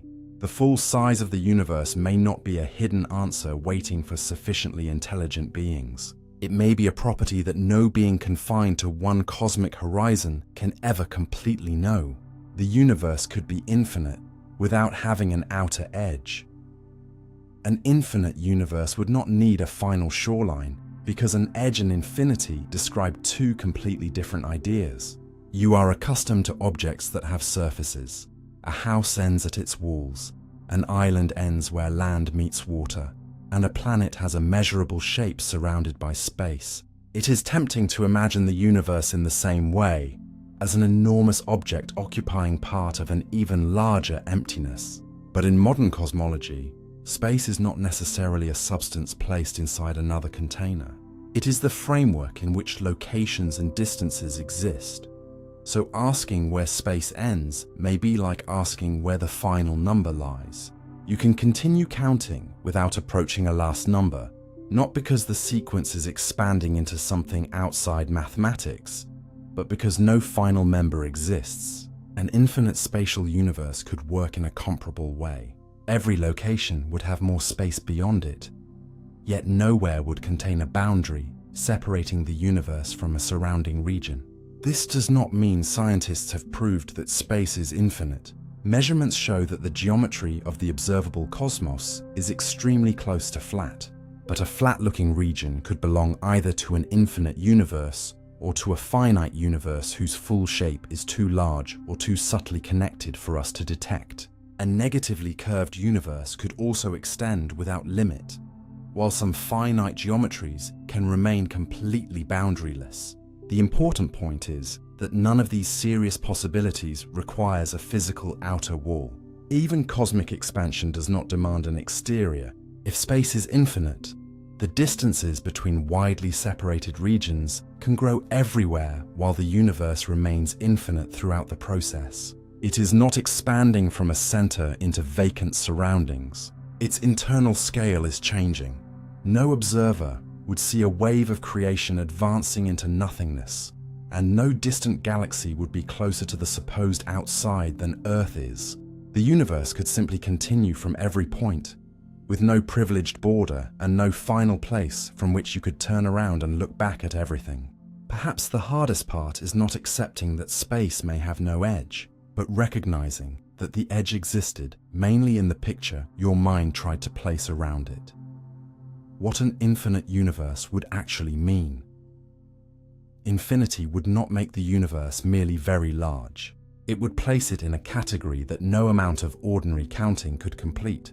If space is truly infinite, and matter continues with a positive average density on sufficiently large scales, then there could be no total number of galaxies, stars, or widely separated cosmic regions. You could count for any finite length of time, even longer than the lifetime of every star, and still have described only a limited portion. Yet several popular ideas do not automatically follow. An infinite universe does not have to be infinitely old. Space could have unlimited extent while the hot early phase occurred a finite time ago everywhere, meaning spatial size and cosmic age answer different questions. Infinity also does not prove that every imaginable event must occur somewhere. People sometimes claim that an infinite cosmos guarantees exact copies of Earth, identical histories, or every possible version of you. Such conclusions require additional assumptions about how matter is distributed, how many physical states are possible within a region, and whether those states repeat. Cosmology has not observed duplicate Earths, and infinity alone is not enough to establish them. What it would establish is that no complete external view of the universe could be formed by adding one region after another, because there would always be more. There would be no average location representing the middle of all space, and no meaningful halfway point between one side and another. Local areas could still possess centers. Galaxies have central regions, star systems orbit local masses, and clusters gather around concentrations of matter. Infinity removes only a center belonging to the total spatial extent. It would also challenge the way you use words such as rare. An event could have an extremely low probability in any given region, yet occur many times across unlimited space, although whether it truly occurs would still depend on the laws and available physical conditions. Most importantly, infinity would not be something you could observe as a whole. No telescope image could display endless space, and no finite dataset could directly verify an unlimited number of regions. Scientists could find evidence consistent with infinity and place lower limits on cosmic size, but infinity itself would remain an inference about how the pattern continues beyond every measurement. It would mean that reality has no final inventory, while every observer is confined to a finite collection of evidence. You might understand the rule that space continues without ever possessing the view needed to watch it continue forever. Traveling forever might never bring you to the end of space. Begin a journey through an infinite universe. Continue in the same broad direction for as long as motion remains possible, and no final wall would ever rise before you. Each location you reached would still be a location inside space, with further distances lying ahead. This sounds like an endless road, but the physical experience would be far stranger than simply passing one galaxy after another forever. The universe changes while a traveler moves through it. Stars age, galaxies evolve, usable energy becomes more difficult to find, and the large-scale separation between unbound structures grows. Even an immortal spacecraft could not treat unlimited space as though every destination were eventually reachable. Your speed would remain limited, while cosmic evolution would alter the routes ahead. Some regions could become inaccessible, not because they sit beyond the end of space, but because no path beginning from your location at that time could ever close the growing separation. The absence of an edge, therefore, does not grant unlimited access. Space could continue forever while your physically reachable territory remains restricted.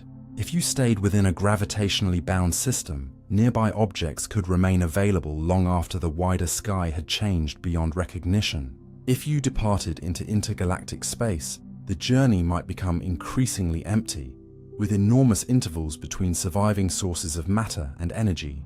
You would not encounter a sign saying that the universe had finished. You might instead encounter less and less.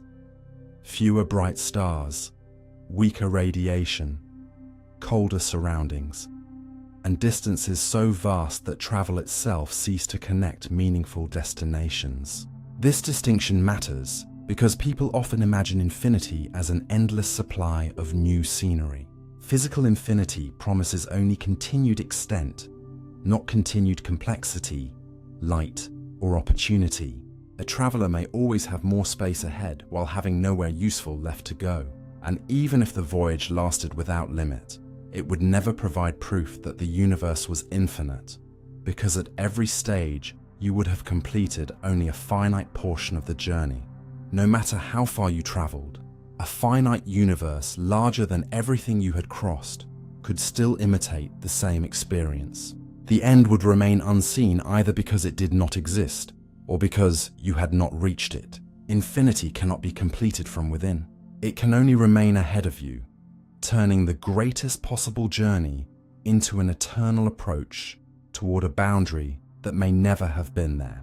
The question, what is outside the universe, may have no answer. The question feels unavoidable. If the universe contains everything, what could possibly be waiting beyond it? Your mind naturally imagines a border, then places darkness on the other side, because every object you have ever known occupies space and is surrounded by something else. A room exists inside a building, a planet exists inside space, and a galaxy exists inside the universe. So it seems reasonable to continue the pattern and place the universe inside a larger container. But this may be where ordinary intuition stops being useful. In cosmology, the universe is not simply a collection of matter floating within an empty background. It includes space and time themselves, the very framework that allows words such as inside, outside, near, and far to have meaning. Asking what lies outside all space may therefore be like asking what location is farther north than the North Pole. The sentence is grammatically clear, yet the direction it requests may no longer exist once the relevant limit is reached. This does not prove that nothing greater than our universe exists. Some theories describe additional dimensions, separate cosmic domains, or a larger inflating reality containing regions like ours. But if such a larger structure exists, scientists would normally treat it as part of a more complete physical reality, rather than as an object sitting in ordinary space beyond a cosmic wall. The word universe can also cause confusion, because it is sometimes used to mean our observable cosmic region, and sometimes used to mean everything that physically exists. There may certainly be more beyond what we can observe, but that is not necessarily the same as being outside the universe. It may simply be more universe beyond our information. A genuine answer would require a testable theory explaining what outside means, how it relates to our space-time, and whether any influence could pass between the two. Without such a theory, the question may not be unanswered because science lacks a powerful enough telescope. It may be unanswered because it assumes a spatial relationship that does not exist. Perhaps reality does not sit inside anything, and the need to place a container around it comes from a mind shaped by boxes, rooms, and horizons. You may be asking the universe to provide an exterior only because every smaller thing in your experience has one, while the whole of existence may be the single case in which the concept itself quietly loses meaning. The universe could be finite without having a boundary. A universe could contain a limited amount of space and still offer no place where space suddenly stops. This idea sounds contradictory only because you have learned to associate finite things with edges. A sheet of paper has a limited area because its surface ends along four sides, and a container has a limited volume because walls enclose it. But geometry allows another possibility. A space can be finite because it curves back through itself rather than because it is cut off by a boundary. The surface of Earth provides a simple, lower-dimensional example. It has a measurable area, yet a traveler can move across it without encountering the edge of the surface. Continue in one direction for long enough and, ignoring oceans and obstacles, you can eventually return to where you began.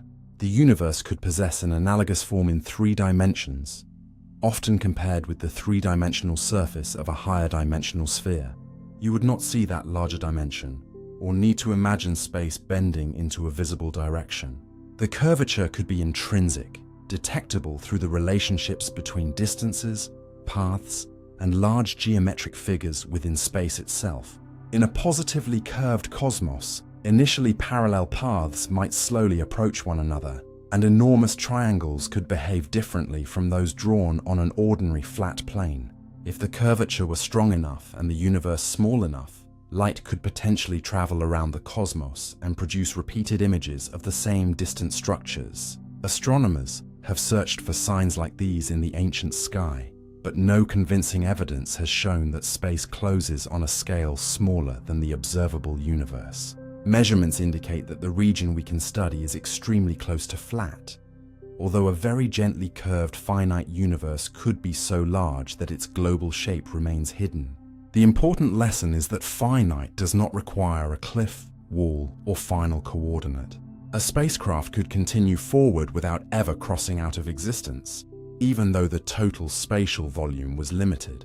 There would be no privileged location called the middle and no observer living closer to the edge, because there would be no edge to approach. The universe could be complete without being endless in size, enclosing no empty exterior and revealing no seam. What appears impossible from inside ordinary experience becomes possible when you allow space to possess a shape of its own. How space can endlessly continue yet contain limited volume. You could travel forward without interruption, pass no wall, and still be moving through a universe containing only a finite amount of space. Curvature is one way to make this possible, but topology offers an even stranger route. Topology concerns how different parts of space are connected, rather than how strongly space bends at each location. Imagine a digital world in which moving beyond the right side of the map returns you through the left side. The surface has a limited area, yet a character inside it can continue walking forever because opposite boundaries are identified as the same location. There is no physical wall from the character's perspective. The world simply connects back to itself. A three-dimensional universe could, in principle, behave in a related way. Space might be locally flat, so ordinary geometry works perfectly in every nearby region, while its overall structure loops through itself across immense distances. One possible model is often described as a three-dimensional torus, though it should not be pictured as the hollow donut you could place on a table.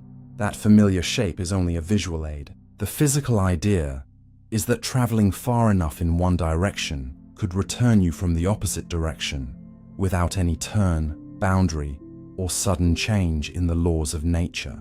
The total volume could be limited, even though every local path always has more space ahead. Light could also circle such a cosmos, potentially allowing astronomers to see the same galaxy from different directions, or to find matching patterns repeated across the ancient radiation of the sky. Searches for these repetitions have placed limits on how small such a connected universe could be, but they have not established that space truly has this topology. If the repeating scale is larger than the observable region, no duplicate pattern would yet be visible, leaving a compact universe almost indistinguishable from an infinite one within our measurements. This possibility reveals why the experience of endless travel cannot by itself prove infinite size. You might continue forever because new space always exists ahead, or because the same finite space can be crossed in endlessly repeating ways. From inside, the journey could feel unlimited even though the total cosmic volume remained fixed. The universe would not need an outer edge to contain a finite amount of room. It would need only a hidden pattern of connection, turning distance into a path that never ends because, on the largest scale, space quietly leads back into itself. A closed universe could be like a higher dimensional sphere. A closed universe would not resemble a colossal ball floating inside a greater darkness, because the sphere in this idea is space itself, not an object placed within space. To approach the concept, imagine beings confined to the two-dimensional surface of a globe. They can move north, south, east, or west, but they cannot access the direction pointing away from the surface. Their world has a limited area and positive curvature, yet it contains no edge and no special point that functions as the center of their surface. Cosmologists extend this idea by one dimension. A closed universe can be described as a three-dimensional space with the geometry of a three-sphere, the higher dimensional equivalent of an ordinary spherical surface. You would still experience three directions of movement, and nearby space could appear almost perfectly flat, just as a small field on Earth does not reveal the planet's curvature. The difference would emerge only across enormous distances. Paths that begin parallel could gradually approach, and sufficiently large geometric figures would behave slightly differently from those drawn in flat space. A beam sent along the correct free path might eventually travel around the global geometry rather than escaping through a border. The extra dimension often used to draw this shape is a mathematical aid, not necessarily a real surrounding direction into which the universe physically bends. An inhabitant of such a cosmos would not be able to point toward its hidden center, because that center would not be a location within their three-dimensional space. Expansion would also remain possible. The overall scale of the closed universe could grow while its finite, boundaryless geometry remained intact, much as every separation on a spherical surface can increase without creating an edge. Current observations show that the region we can measure is extremely close to spatially flat, so scientists have not established that our universe is a closed three-sphere. A gentle positive curvature could still be hidden if the full curvature scale is much larger than the observable region, but this remains an allowed possibility rather than a discovery. The deeper lesson is that space does not need to match the shapes your mind can place inside a room. It may possess a geometry that can be understood from within, but never viewed from outside, allowing the cosmos to be complete, finite, and curved without becoming a ball that anything could stand beyond. you could travel forward forever without reaching an edge. No alarm would sound as you approached the supposed end of a boundaryless universe, because there would be no final region whose laws warned you that space was about to run out.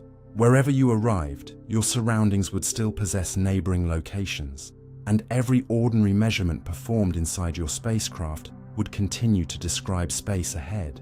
This is the physical meaning of having no spatial boundary. It does not merely mean that an edge is extremely distant or hidden behind faint galaxies. It means that an edge is absent from the geometry. A true boundary would require the paths of matter and light to terminate, reflect, or obey some new condition at a special surface. Nothing in established cosmology demands such a surface, and observations have not revealed a direction in which space appears to become incomplete. Your journey could therefore continue without ever crossing from universe into non-universe. What happens along the way would depend on the cosmos you inhabit. In an infinite geometry, the path could enter continually new regions without returning. In a finite but boundaryless geometry, it could continue because space connects smoothly through itself, although whether you eventually revisit familiar locations would depend on the global shape and the direction you followed. Cosmic expansion would complicate the voyage further. Distant destinations might retreat. Sources of usable energy could become increasingly isolated, and some regions could remain forever inaccessible, even though no edge separates you from them. This distinction is essential. Having no boundary does not mean every place can be reached. It means that failure to reach a place is caused by time, expansion, speed limits, or the history of space-time rather than by a wall where space ends. The phrase travel forever is also an idealization.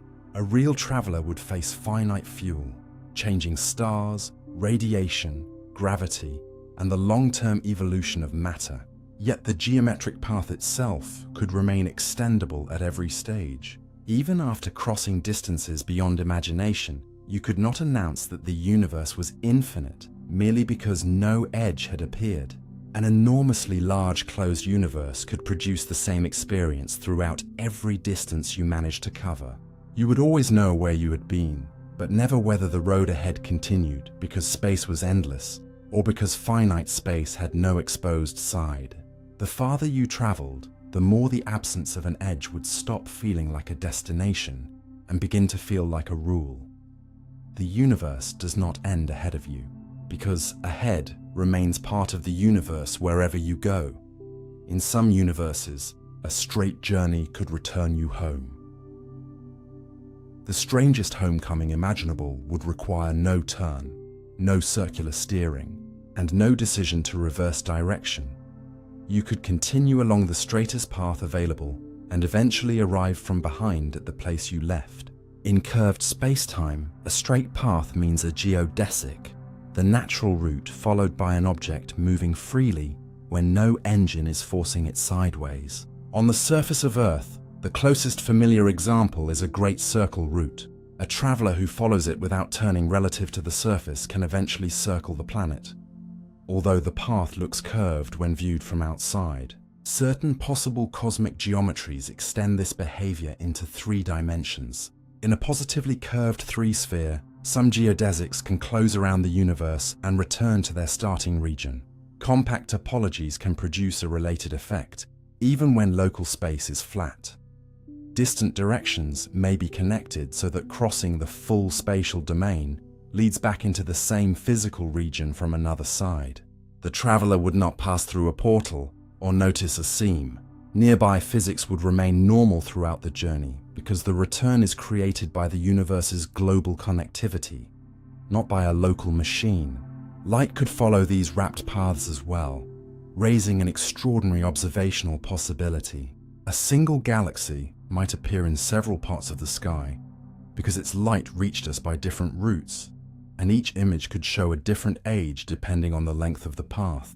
In principle, you might even see ancient light from the Milky Way after it had circled a sufficiently small cosmos, observing your own region as it existed long before Earth formed. Researchers have searched the cosmic microwave background and large-scale matter distribution for repeated patterns that such topologies could produce. No definitive evidence has established that our universe wraps around in this way, and observations rule out some compact models below certain scales while leaving larger or subtler possibilities open. Expansion creates another caution. Even if a spatial path is mathematically closed, a spacecraft may never complete it in practice because the route can grow while the traveler moves, and the journey could take longer than stars, planets, or usable energy survive. Still, the possibility changes what the word straight can mean. Straightness describes how you move locally, while returning home depends on how all of space is connected globally. A road does not need to bend beneath your feet to form a loop larger than your entire sky.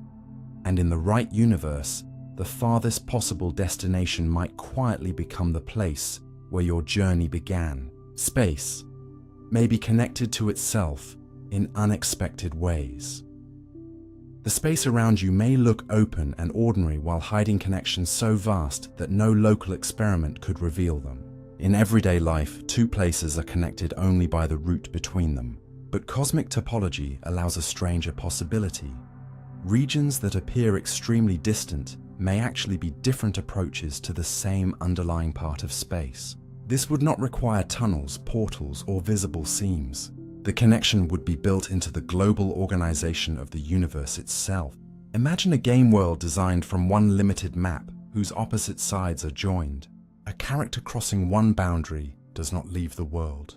The landscape continues smoothly from another direction. Space could possess a three-dimensional version of this idea, although its full arrangement might be far more complicated than a simple repeating box. Some mathematical spaces connect opposite regions after a rotation or twist, meaning that the direction from which you return could differ from the direction in which you left.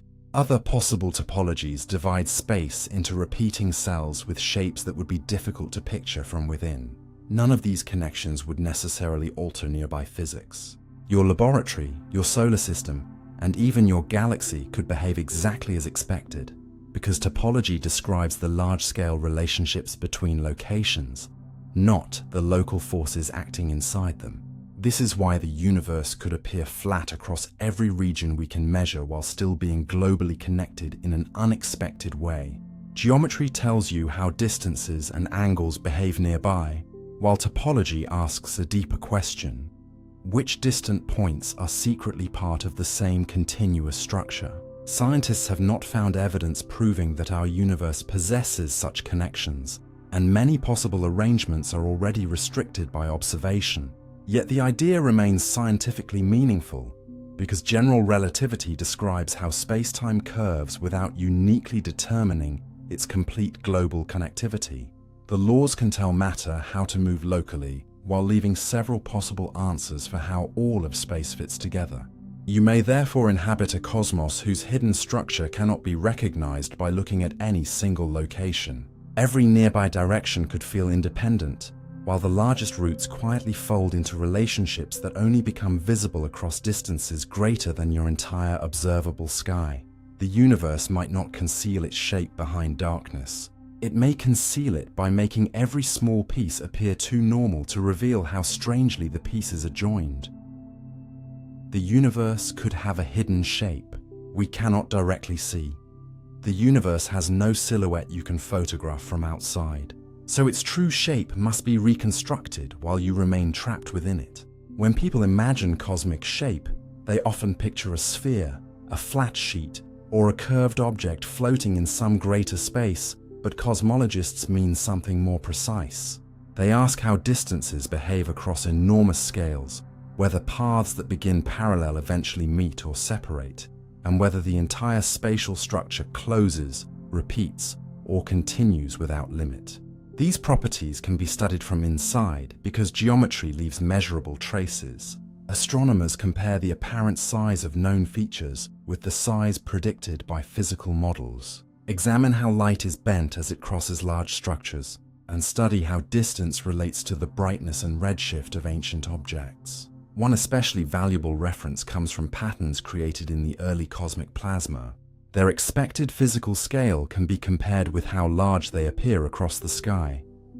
allowing researchers to test whether light traveled through positively curved, negatively curved, or nearly flat space. Current measurements indicate that the observable universe is extremely close to spatially flat, but this result does not reveal the complete shape with certainty. A small patch of an enormous curved structure can look flat if the curvature is gentle enough.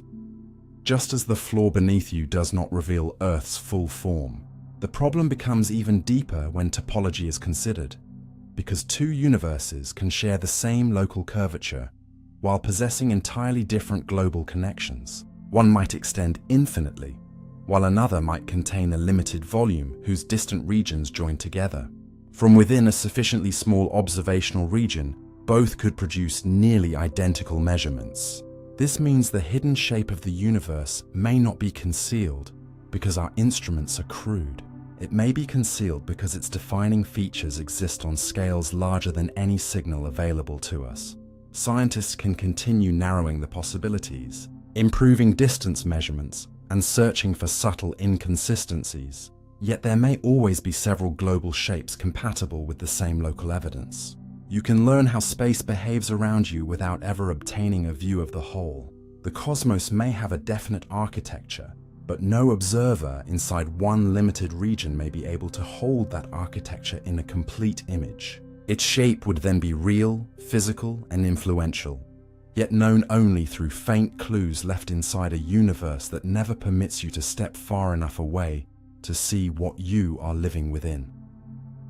Cosmic topology may reveal whether space repeats. The night sky could contain repeated regions of space without containing repeated regions of reality. This distinction lies at the heart of cosmic topology. If the universe has a compact global structure, a limited fundamental region could be connected to copies of itself in different directions, much like one tile repeated to cover a floor. But the cosmic version would not consist of separate tiles placed beside one another.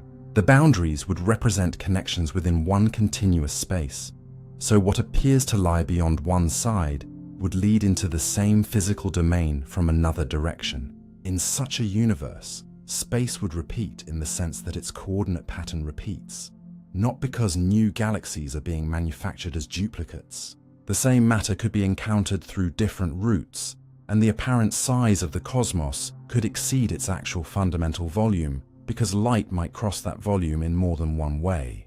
Topology therefore offers a way to ask whether the visible universe contains genuinely separate regions or multiple perspectives on a smaller connected whole.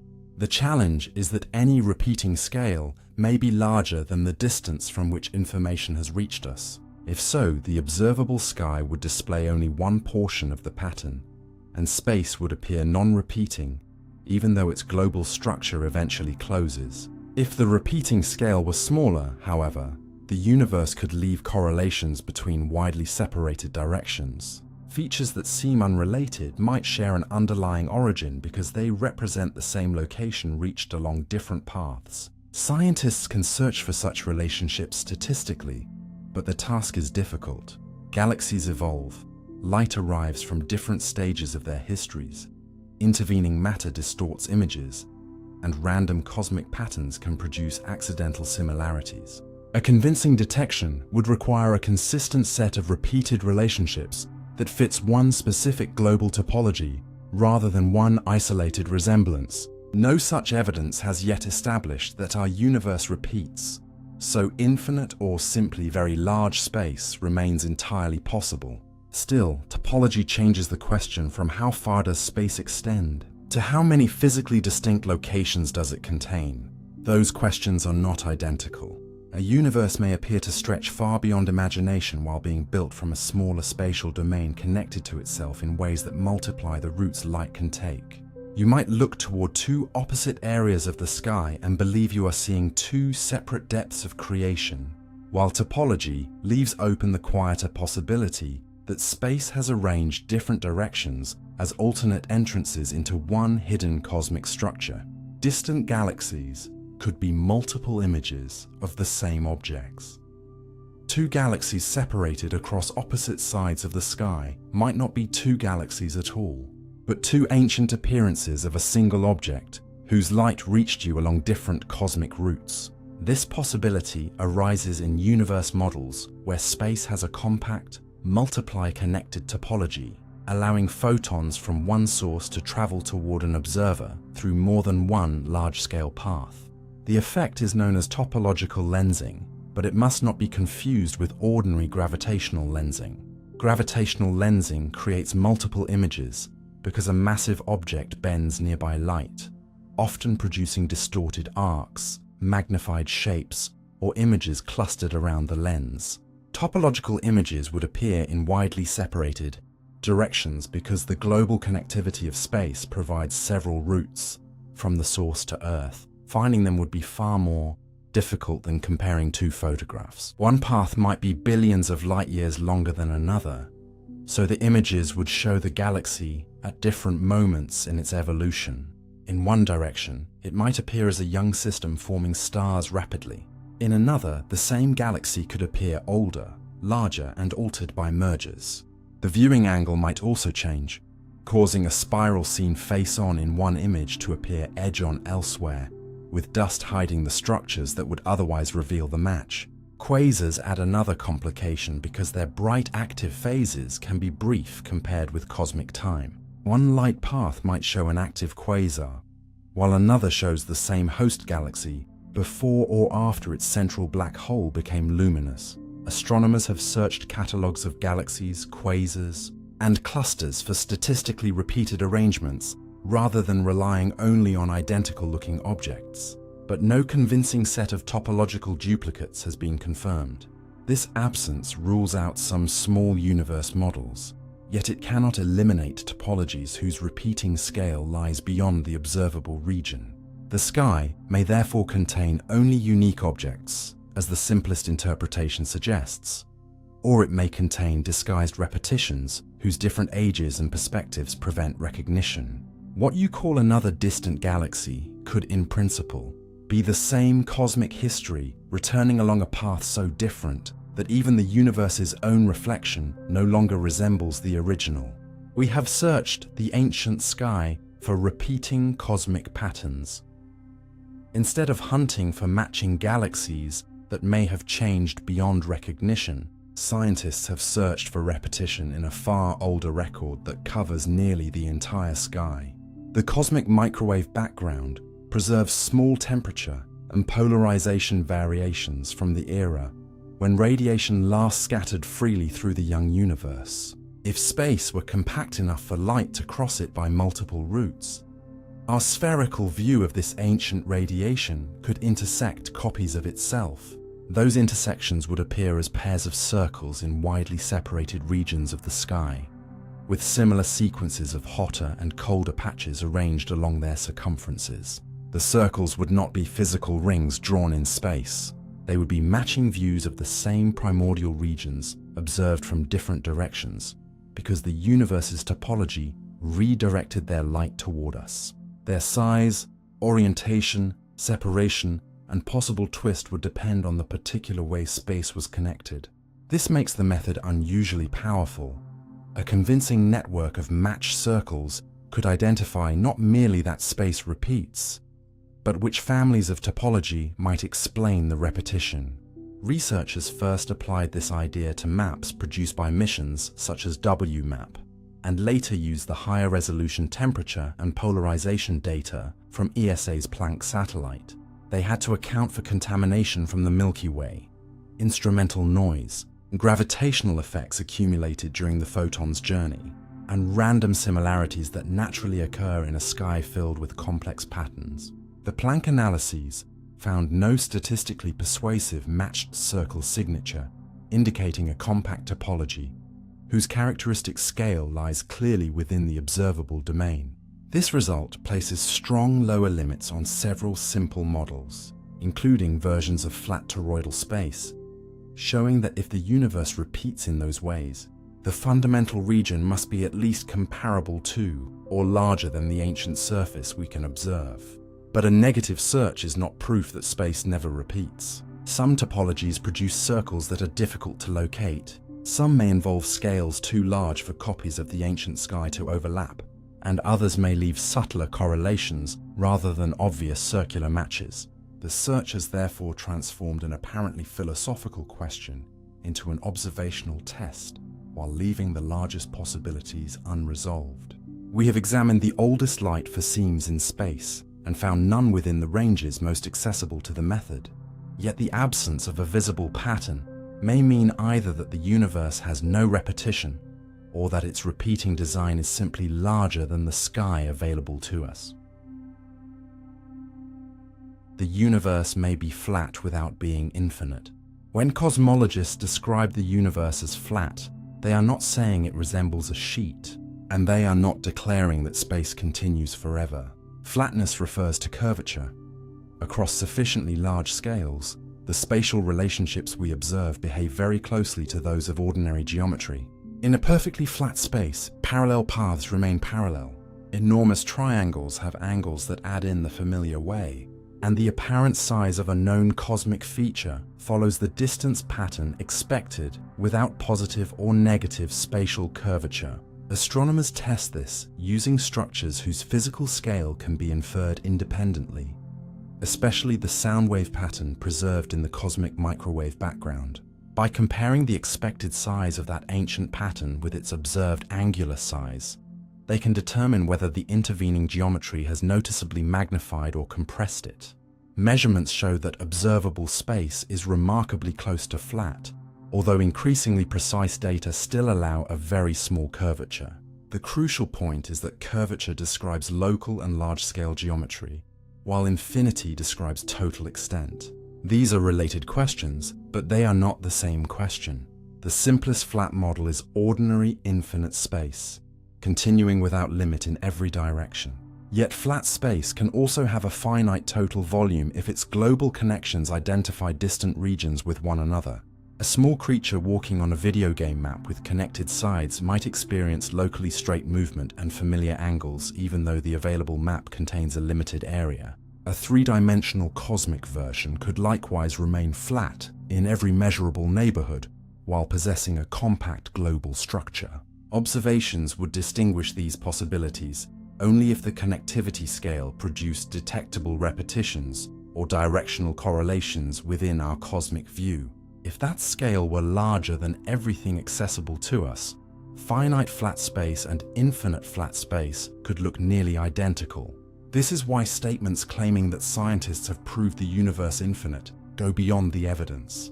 Current measurements strongly restrict curvature and support a nearly flat observable cosmos, but they do not provide a complete census of space or reveal its full topology. Flatness tells you how the cosmic ground behaves beneath your measurements. It does not tell you whether that ground has unlimited extent. The universe may be infinite, but the straightness of the paths around you cannot by itself prove that the road never returns, or that its total landscape has no hidden limit. Flat space does not prove that the universe goes on forever. A perfectly flat cosmic measurement can tell you how space behaves without telling you how much space exists. This is where one of cosmology's most common misunderstandings begins. When astronomers describe the universe as flat, they are not claiming that it resembles a thin sheet, or that they have followed space far enough to confirm it never ends.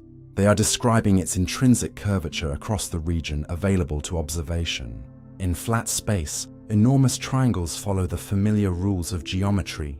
Initially, parallel paths do not systematically converge or spread apart, and objects of known size appear at distances broadly consistent with an uncurved cosmic geometry. Measurements of the ancient microwave background, combined with observations of later galaxy patterns, agree remarkably well with this picture under the standard cosmological model. Yet curvature is only a local and regional property. Infinity is a statement about the total extent of the whole universe. A spatial structure can obey flat geometry everywhere and still possess a finite volume if distant locations are connected through a compact global arrangement. You would not detect that finiteness by measuring an ordinary triangle, watching a nearby light beam, or testing gravity inside one galaxy. Those experiments would reveal the rules of the neighborhood, not the complete layout of the cosmic territory. Evidence for a finite flat universe would instead require clues produced by its global connectivity, such as consistent repetitions or unusual correlations between widely separated regions. Searches have not confirmed such a pattern, placing restrictions on many smaller compact models, but an arrangement larger than the observable domain could remain hidden. The opposite mistake is also possible. You might assume the universe is finite simply because everything you observe occupies a finite region, even though that limitation belongs to arriving information rather than spatial extent. Current observations therefore support near flatness, not a final verdict on infinity. The cosmos may continue without limit, or it may contain a vast but finite amount of flat space whose connections lie beyond every pattern we can identify. Flatness answers how the cosmic floor behaves beneath your measurements. It does not tell you whether the floor continues forever, and the straightest geometry imaginable may still conceal a universe whose total size has an ending in volume, but no reachable end in space. Tiny curvature could be hidden beyond our measurement limits. The universe could be curved so gently that the entire observable cosmos occupies only a nearly level patch of its much greater shape. You already encounter this problem on Earth. The ground beneath your feet appears flat because the planet's curvature is spread across a distance far larger than your body, your house, or your city. Only measurements extending over a sufficiently broad region reveal that apparently straight paths belong to a curved surface. Cosmic curvature could hide in the same general way, although it concerns three-dimensional space rather than the surface of a planet. Astronomers test it by comparing known physical patterns from the early universe with their apparent size in the sky, and by using later distributions of galaxies as enormous reference scales. The best combined measurements are consistent with zero spatial curvature within a very small uncertainty under the standard model. But consistent with zero is not identical to proved exactly zero. A minute positive curvature could mean that space eventually closes on a scale far beyond what we observe, while a minute negative curvature could describe an open geometry whose divergence becomes noticeable only across vastly greater distances. The gentler the curvature, the larger the region needed to reveal it. This creates a limit that cannot be solved simply by adding more decimal places to the same measurement. Estimates of curvature are connected to assumptions about the expansion history, the contents of the universe, and the behavior attributed to dark energy. Alter those assumptions, and a small portion of the curvature constraint can shift, which is why cosmologists combine several independent forms of evidence rather than trusting one cosmic signal alone. Future surveys may reduce these uncertainties by mapping more galaxies and measuring the expansion history more precisely, but they will still work inside one finite observational domain. If the curvature radius is enormously larger than that domain, every accessible test may continue returning a result indistinguishable from flatness. The hidden curve would not be imaginary. It would simply unfold too slowly for the available cosmic baseline to expose it. You could live inside a closed universe and see no sign of closure, or inside a slightly open universe and mistake its local geometry for perfect flatness. Perhaps the universe is exactly flat, as the simplest current model assumes.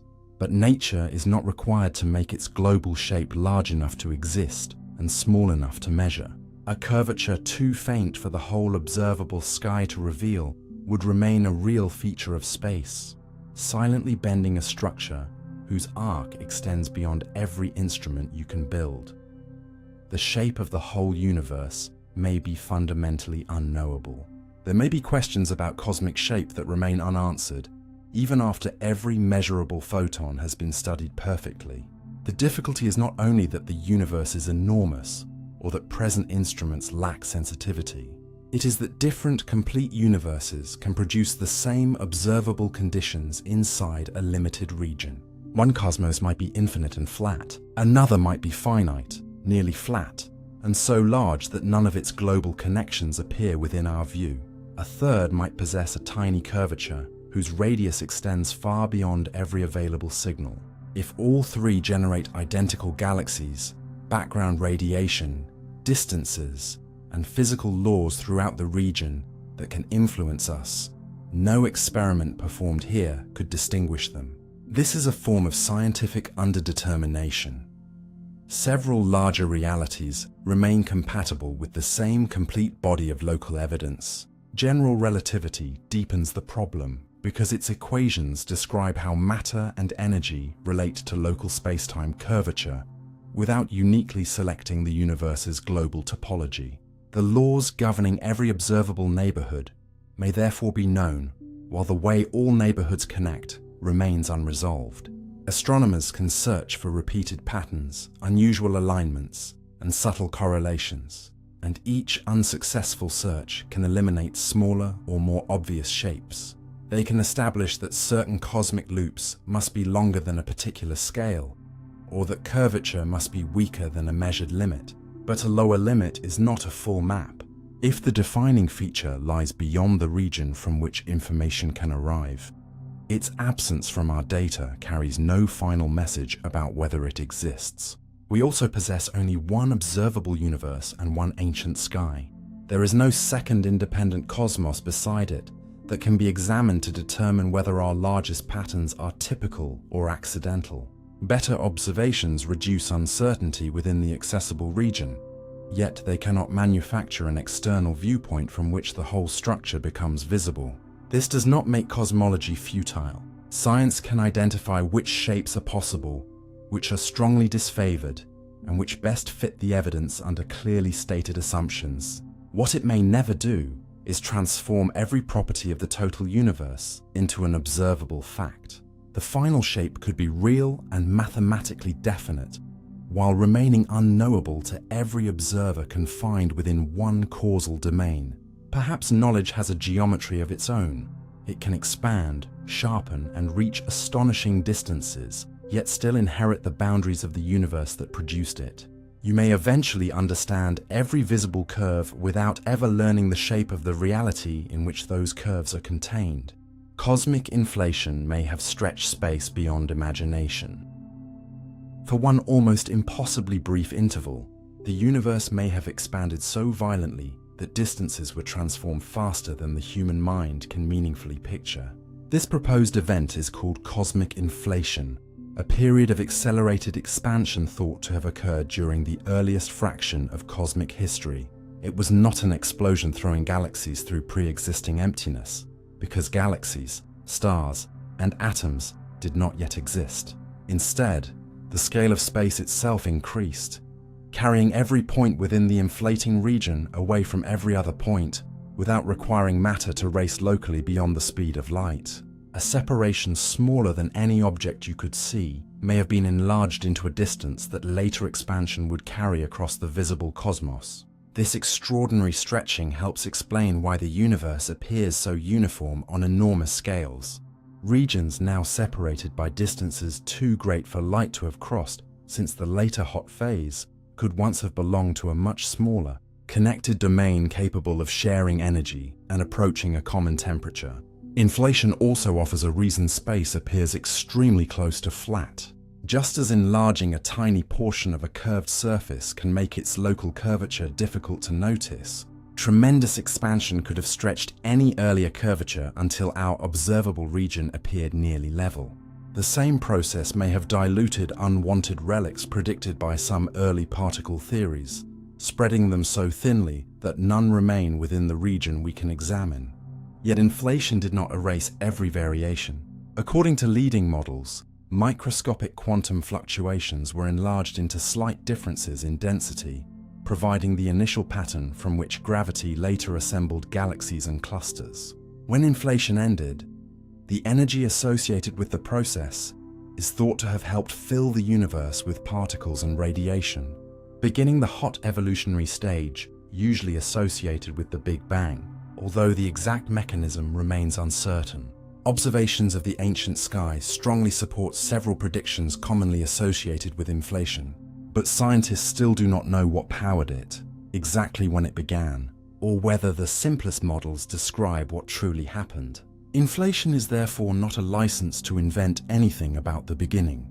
It is a powerful scientific framework whose surviving fingerprints may be written across the cosmos, suggesting that everything visible today was shaped during a moment when space itself changed scale beyond imagination. Our observable universe may have begun as a microscopic region. Reverse cosmic history far enough, and the enormous region containing every galaxy we can observe may shrink in the equations to something microscopic.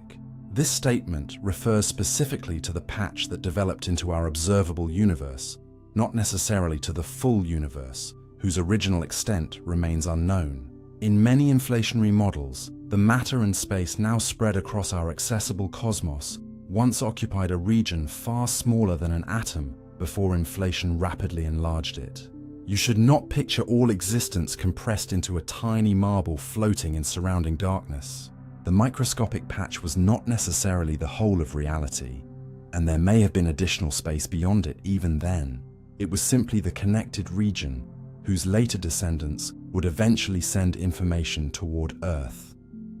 Before inflation stretched that patch apart, its different areas could have existed close enough for physical interactions to distribute energy and reduce large temperature differences. This offers a possible answer to a famous puzzle. Opposite directions in the ancient sky have nearly the same temperature, even though, in a simple non-inflationary history, they appear too widely separated to have exchanged signals and reached such similar conditions. Inflation changes the earlier geometry of their relationship. The regions were not always distant strangers. They may once have been neighboring parts of one small domain before expansion carried them beyond ordinary contact. The word microscopic can still be misleading because the exact initial size depends on the inflationary model, its energy scale, and how long the relevant expansion lasted. Scientists cannot rewind the universe with a camera and measure that patch directly. They infer its possible history by examining the statistical pattern of temperature and density variations preserved in later radiation. Those variations are remarkably small and broadly consistent across many scales, fitting the idea that one once connected region was stretched until its parts filled the observable cosmos. If this picture is correct, the largest structures you know are linked to an origin that was not merely smaller than a galaxy or a star, but smaller than ordinary matter itself. The transformation does not make today's universe an illusion. It reveals that size has a history. Everything surrounding you may belong to a cosmic patch whose earliest physical dimensions were almost unimaginably modest, yet whose hidden irregularities already contained the beginnings of every future cluster, star, planet, and observer, now able to wonder where that patch began. Inflation could have created a universe far larger than we can observe.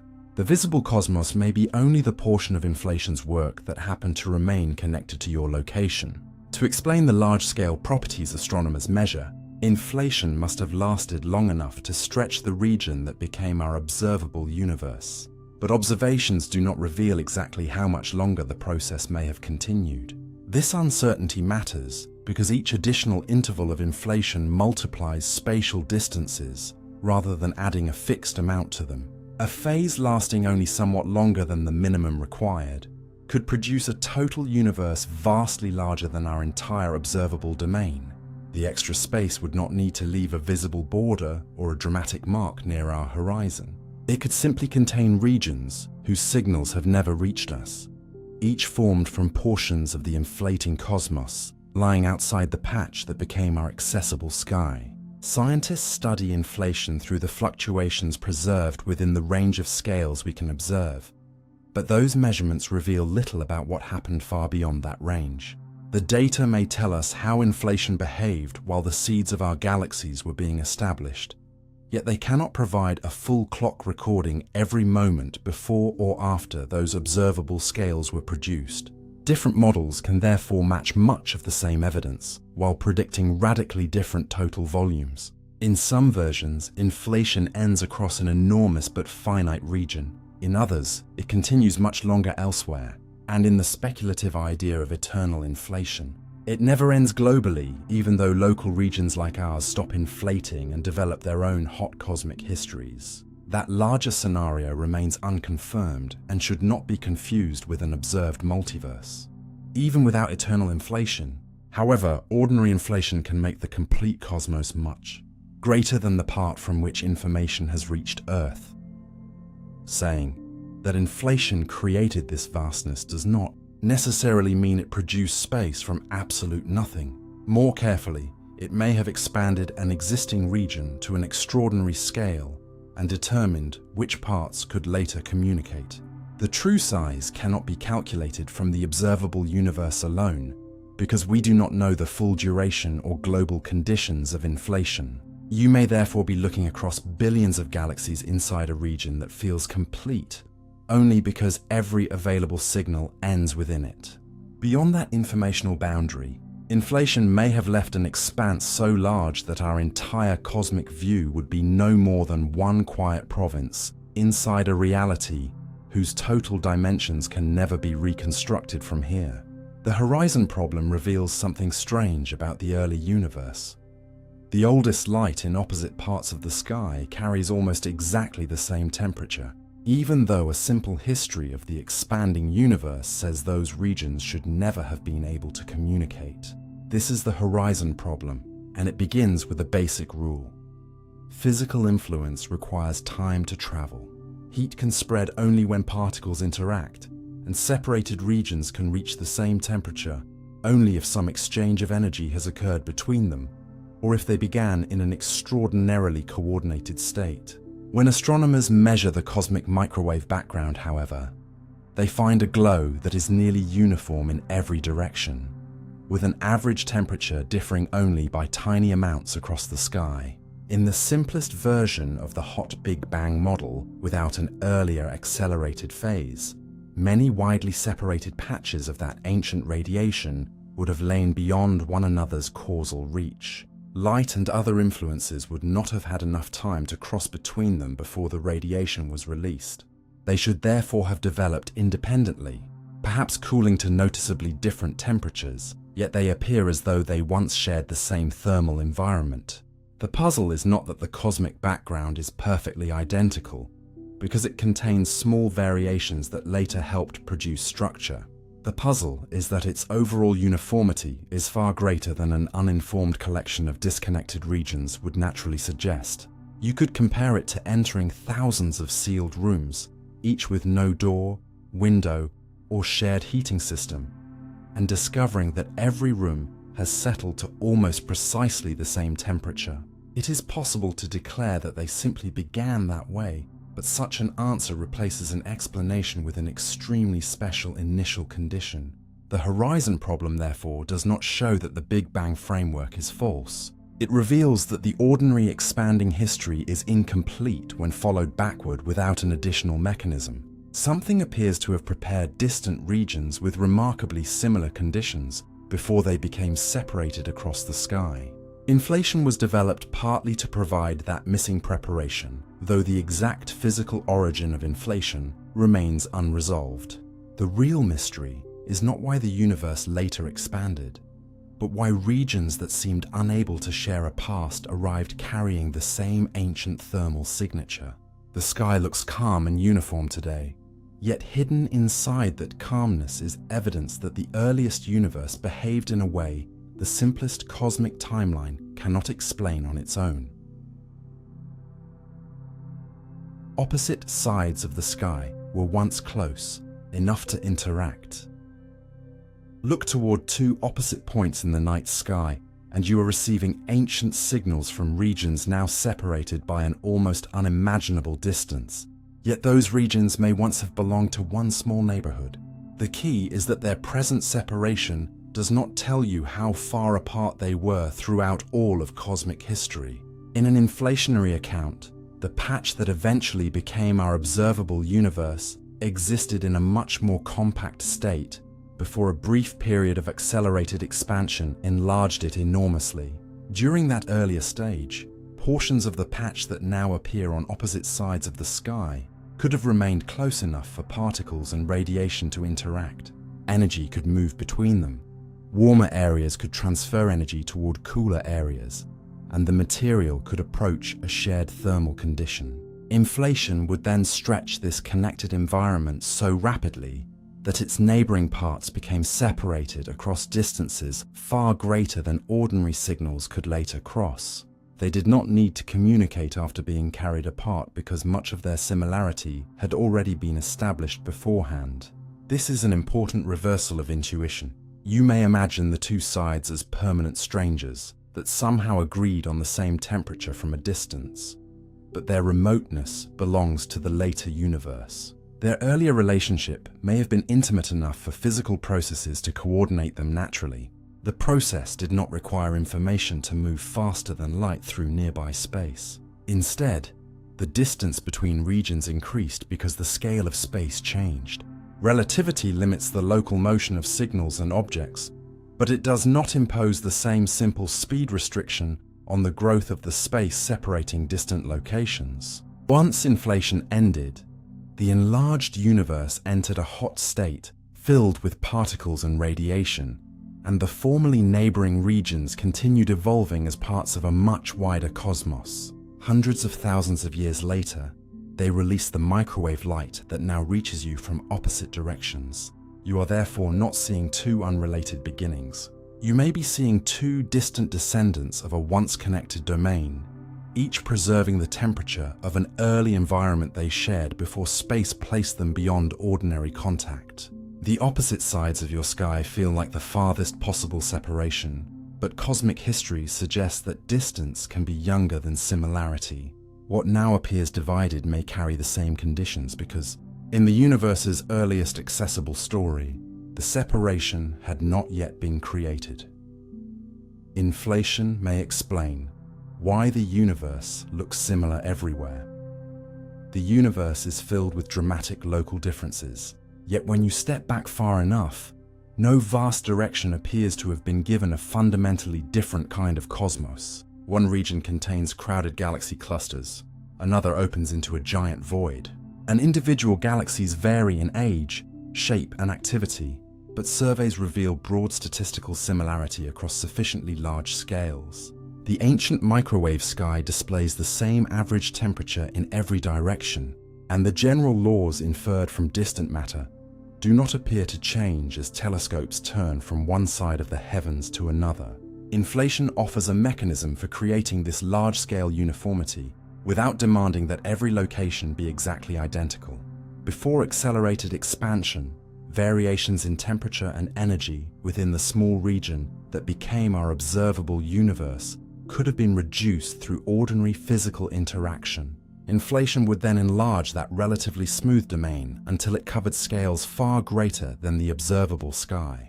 Any pre-existing large-scale irregularities or strong spatial curvature could be stretched so widely that only a small, nearly uniform part remained visible to us. When inflation ended, the energy driving it is thought to have been converted into a hot mixture of particles and radiation, giving the expanded region broadly common starting conditions. But a universe made perfectly smooth would never produce galaxies, stars, or planets. Inflation therefore needs to explain both similarity and variation. Quantum fluctuations, normally important only across microscopic distances, would have been stretched into slight differences in density. Denser areas later attracted more matter through gravity, eventually becoming the foundations of the cosmic web, while less dense areas developed into voids. The result is a universe that resembles the same general landscape everywhere without repeating the same details. Common, large-scale conditions carrying countless local differences. Measurements of the microwave background support several predictions associated with this picture, including an almost uniform sky marked by a specific pattern of small fluctuations. Yet this evidence does not identify the substance that caused inflation, or prove every inflationary model correct. Many proposed versions have been ruled out or constrained, while others remain compatible with observation. Inflation is powerful because it connects two features that might otherwise seem opposed: the remarkable sameness of the cosmos and the tiny imperfections required to build everything inside it. You exist because the early universe may have been smoothed enough to become coherent, but not smooth so completely that nothing could ever gather.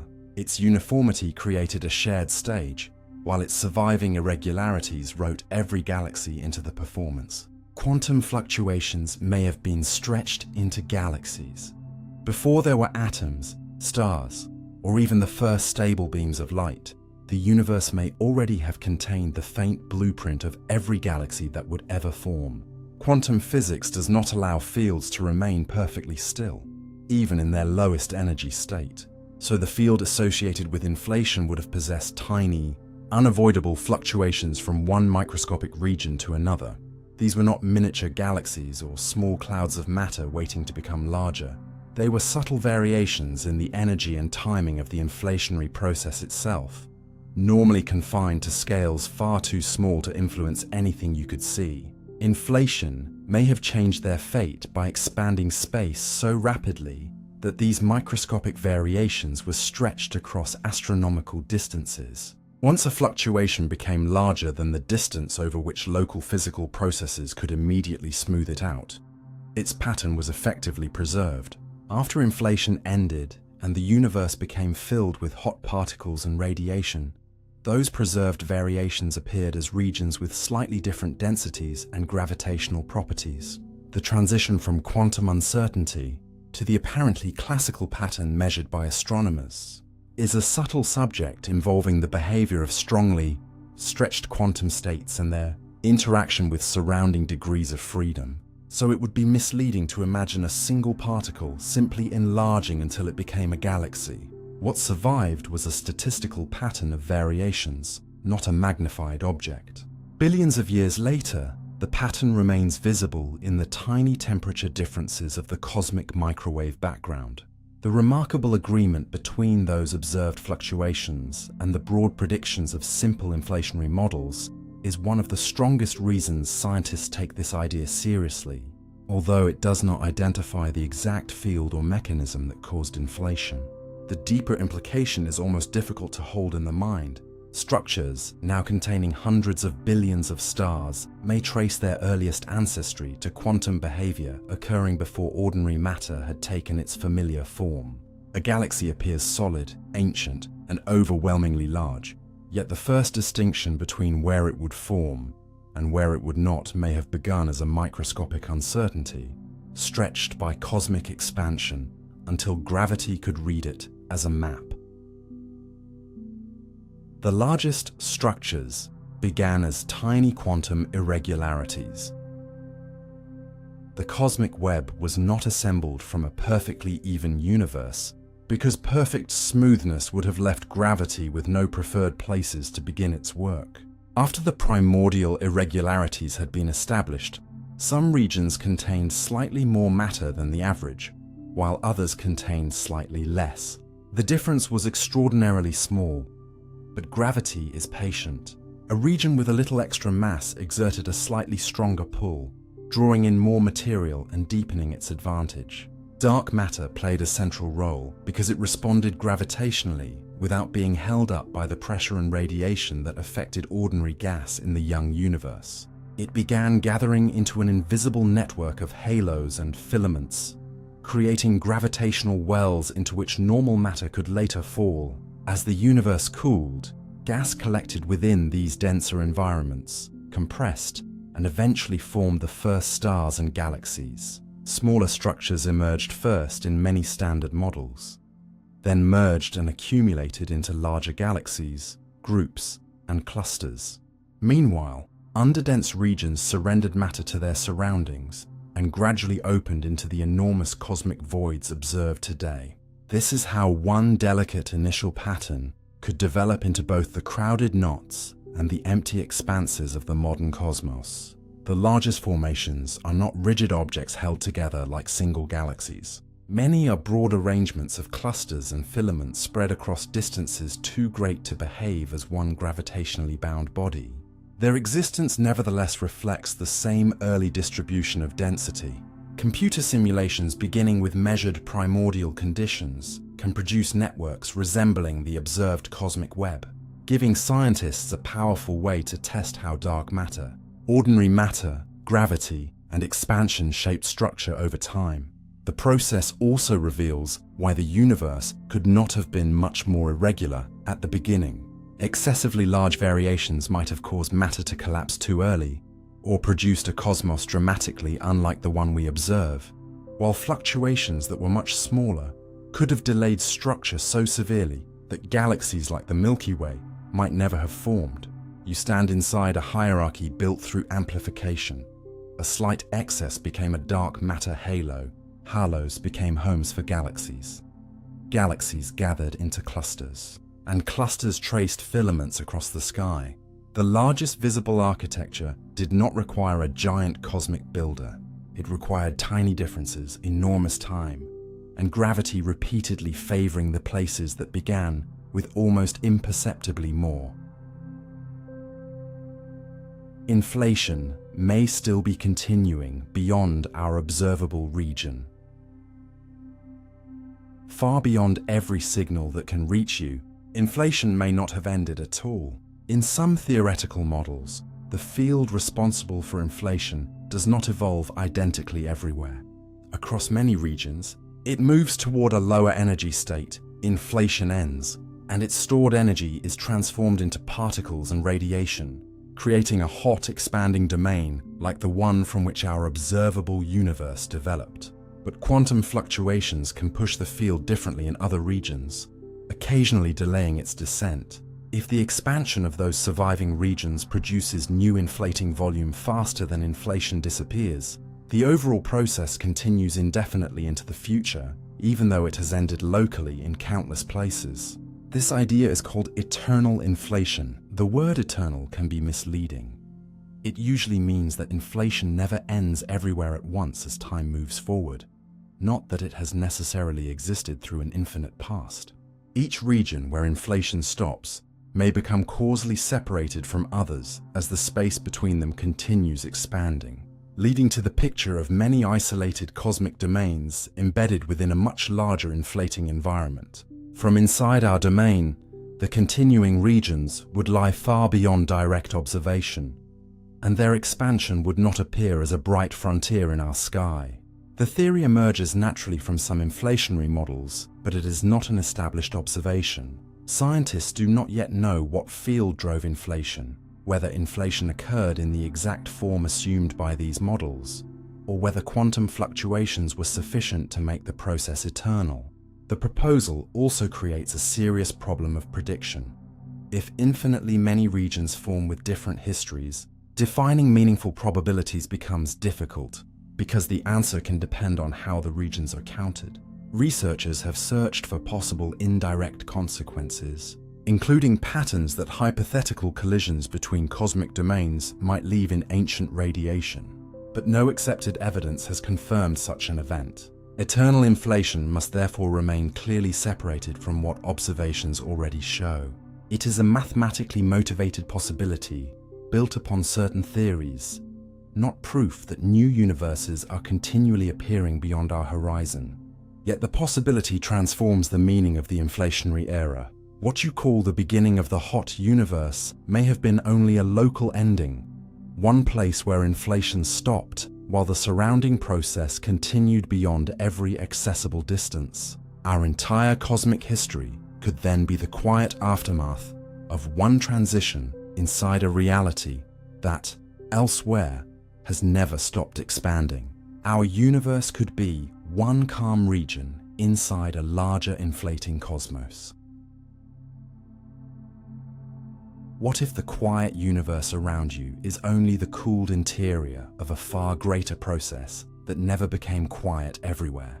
In some models of eternal inflation, the region containing our observable cosmos is not identified with the entire universe, but with one domain where inflation ended locally. Before that transition, the surrounding state would have been dominated by energy that caused space to expand at an extraordinary rate. A change in the underlying field could then have created a region in which that accelerated expansion stopped, releasing energy into particles and radiation, and beginning a hot cosmic evolution. From inside, this domain would eventually appear vast, smooth, and ordinary. It could cool enough for atomic nuclei to form, later produce neutral atoms, and finally allow gravity to assemble stars and galaxies. The word calm, therefore, does not mean empty or motionless. It means that the extreme inflationary state has ended here, permitting matter to develop through a slower and more familiar cosmic history.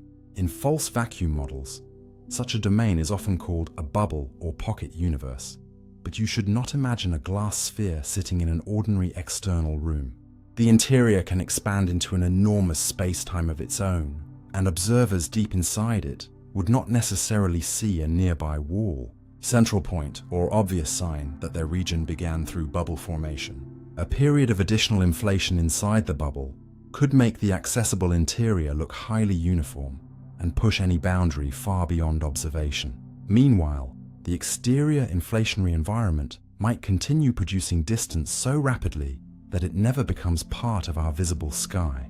This picture remains theoretical because scientists have not identified the field that caused primordial inflation or demonstrated that our cosmos formed inside such a bubble. It is one possible extension of inflation, not a replacement for evidence. Yet it offers a striking change of perspective. What we call the universe may be the habitable aftermath of one local transition, a settled region where cosmic violence gave way to structure, while a larger background continued expanding beyond every possible view. You may live in a cosmos that feels complete because its laws and history surround you in every direction, while its apparent completeness is only the serenity of one region that has forgotten the inflation still occurring elsewhere. Eternal inflation may continually create new cosmic regions. Universe can stop inflating in one place while producing more inflating space everywhere else. And that imbalance is what allows eternal inflation to continue. Consider a theoretical high-energy state known as a false vacuum. It is called false not because it is imaginary, but because it may be temporarily stable while a lower energy state is available. Quantum tunneling could occasionally allow a small region to make the transition into that lower state, creating a bubble whose interior follows a new cosmic evolution. The bubble wall would expand, and the energy released during the transition could eventually fill the interior with particles and radiation. At first, it might seem that enough bubbles would consume the original inflating state and bring the process to an end, but the background can expand so rapidly that the amount of false vacuum space grows faster than bubbles remove it. One portion decays, while the remaining inflating volume produces several times more space in which later transitions can occur. The process can therefore end locally again and again without ending globally. Each successful transition generates a new region with its own hot beginning, but create must be used carefully. Eternal inflation does not necessarily describe universes appearing from absolute nothing. It describes new, independently evolving domains forming as different portions of an existing inflating space-time leave the inflationary state. Their interiors may become so widely separated that no signal can pass between them, giving each region the practical isolation of a universe. A related form of eternal inflation can occur in models where quantum fluctuations sometimes push the inflation-driving field upward or delay its descent, allowing some patches to keep inflating while others settle. Both routes remain model-dependent, and not every proposed theory of inflation becomes eternal under realistic conditions. The idea also produces a major unresolved problem. If new regions continue forming without limit, how should scientists calculate which kinds of observers or physical outcomes are typical?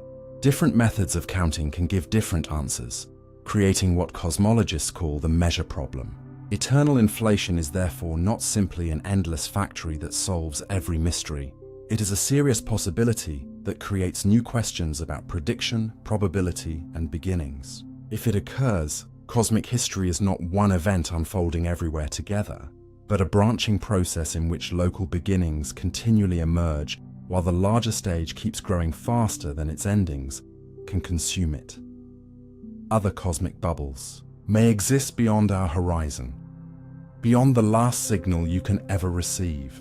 Entire cosmic domains may exist without becoming even a faint point of light in your sky. In eternal inflation models, each bubble forms where an inflating state transitions into a different, lower energy condition, and many such transitions could occur across an enormously expanding background.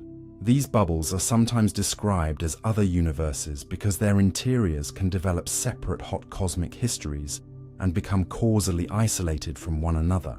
Yet the phrase can be misleading. They would not necessarily float like soap bubbles through a shared ordinary space that you could cross with a sufficiently powerful spacecraft. The inflating spacetime between them could expand so aggressively that their interiors become permanently inaccessible, even if they originated within one larger physical framework.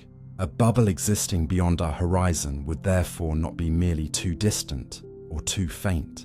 Its information might have no possible route into Earth's future, making direct observation impossible. There is one important exception in some models. Bubbles can collide while they are forming and expanding.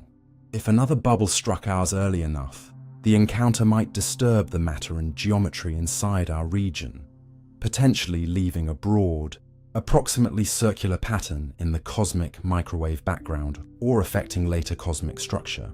Researchers have developed searches for such collision signatures and have examined satellite maps of ancient radiation, but no accepted detection has shown that our observable universe experienced a collision. Some unusual features can resemble predicted patterns, yet ordinary fluctuations, foreground contamination, and the flexibility of theoretical models make isolated anomalies weak evidence. The absence of a confirmed scar does not prove that no other bubbles exist.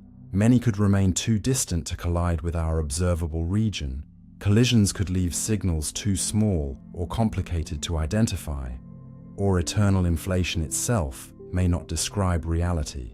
This is why other cosmic bubbles belong to the boundary between theoretical consequence and observational science.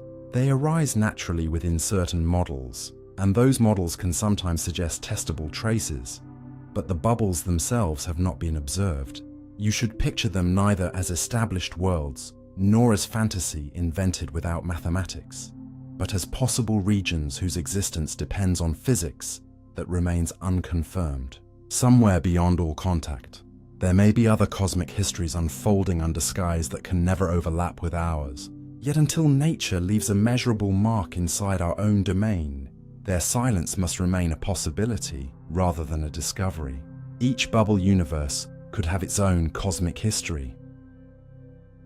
A cosmic bubble might begin with the same underlying framework as ours, and still grow into a universe with a completely different biography. In eternal inflation models, a bubble forms when a region leaves an inflating state and settles into a lower energy condition, but that transition would mark only the opening of its history, not determine every event that followed. One bubble might undergo a long period of slower inflation inside its own expanding interior, smoothing away curvature and producing a large, nearly uniform cosmos.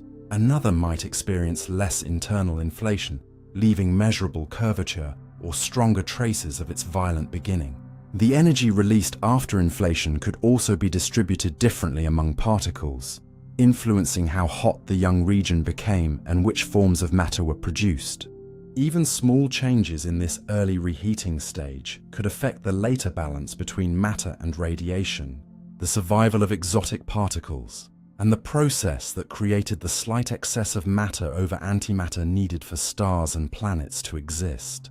Density fluctuations could emerge with different strengths, giving gravity either rich material from which to build galaxies or a universe so smooth that structure formed only slowly.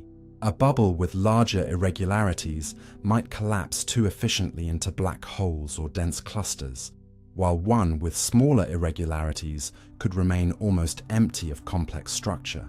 Its later history would also depend on the energy remaining in apparently empty space. Expansion might eventually accelerate, slow, reverse, or develop in a way unlike our own cosmic future.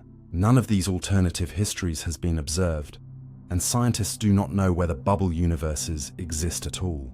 The details depend on speculative models of inflation, particle physics, and vacuum transitions that have not been experimentally confirmed. Yet the idea teaches something valuable even before it is proven. A universe is not defined only by the fact that it begins. It is defined by the sequence of conditions through which it passes. Two regions born from the same larger process could cool differently, organize matter differently, and arrive at futures that share almost nothing beyond their distant origin. Somewhere beyond all contact, if such bubbles are real, cosmic time may be telling stories with no Milky Way, no familiar elements, and no observers who could recognize your sky. The history surrounding you would then be neither the universal story nor an inevitable one, but one path selected from possibilities that the larger cosmos may have explored elsewhere.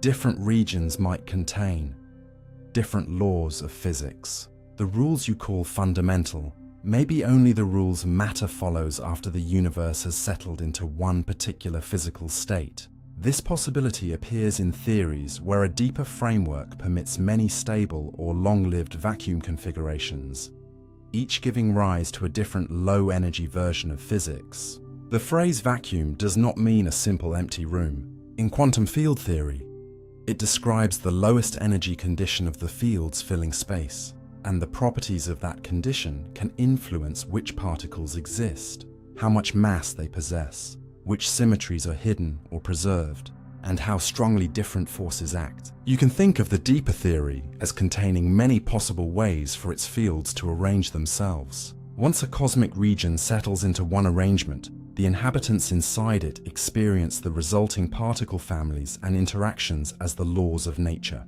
Another region settling into a different arrangement might possess no stable electrons, no familiar atomic nuclei, or additional particles that cannot appear under the conditions found here. A force weak in our universe could be dominant there, while a symmetry broken in our environment might remain intact. Yet saying that regions could have different laws does not necessarily mean logic, or all fundamental principles change arbitrarily. They might share one deeper quantum theory, while displaying different effective laws at accessible energies, much as the same material can behave as a solid, liquid, or gas depending on its state.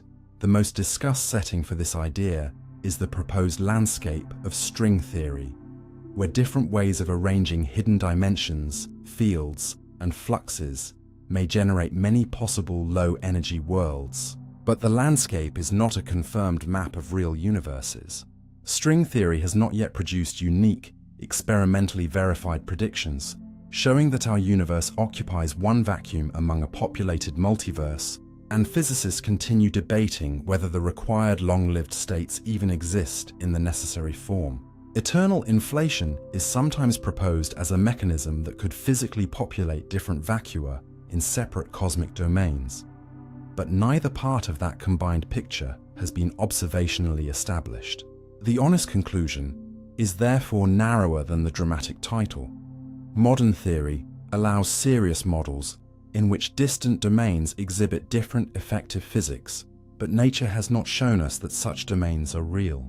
Still, the possibility unsettles the assumption that every law you discover must govern all existence in exactly the same visible form. What feels eternal from inside your universe may be the local expression of a deeper structure, and the laws carved into every atom around you may reveal not the only way reality can behave, but the particular state in which your region happened to awaken. Physical constants may not be identical everywhere.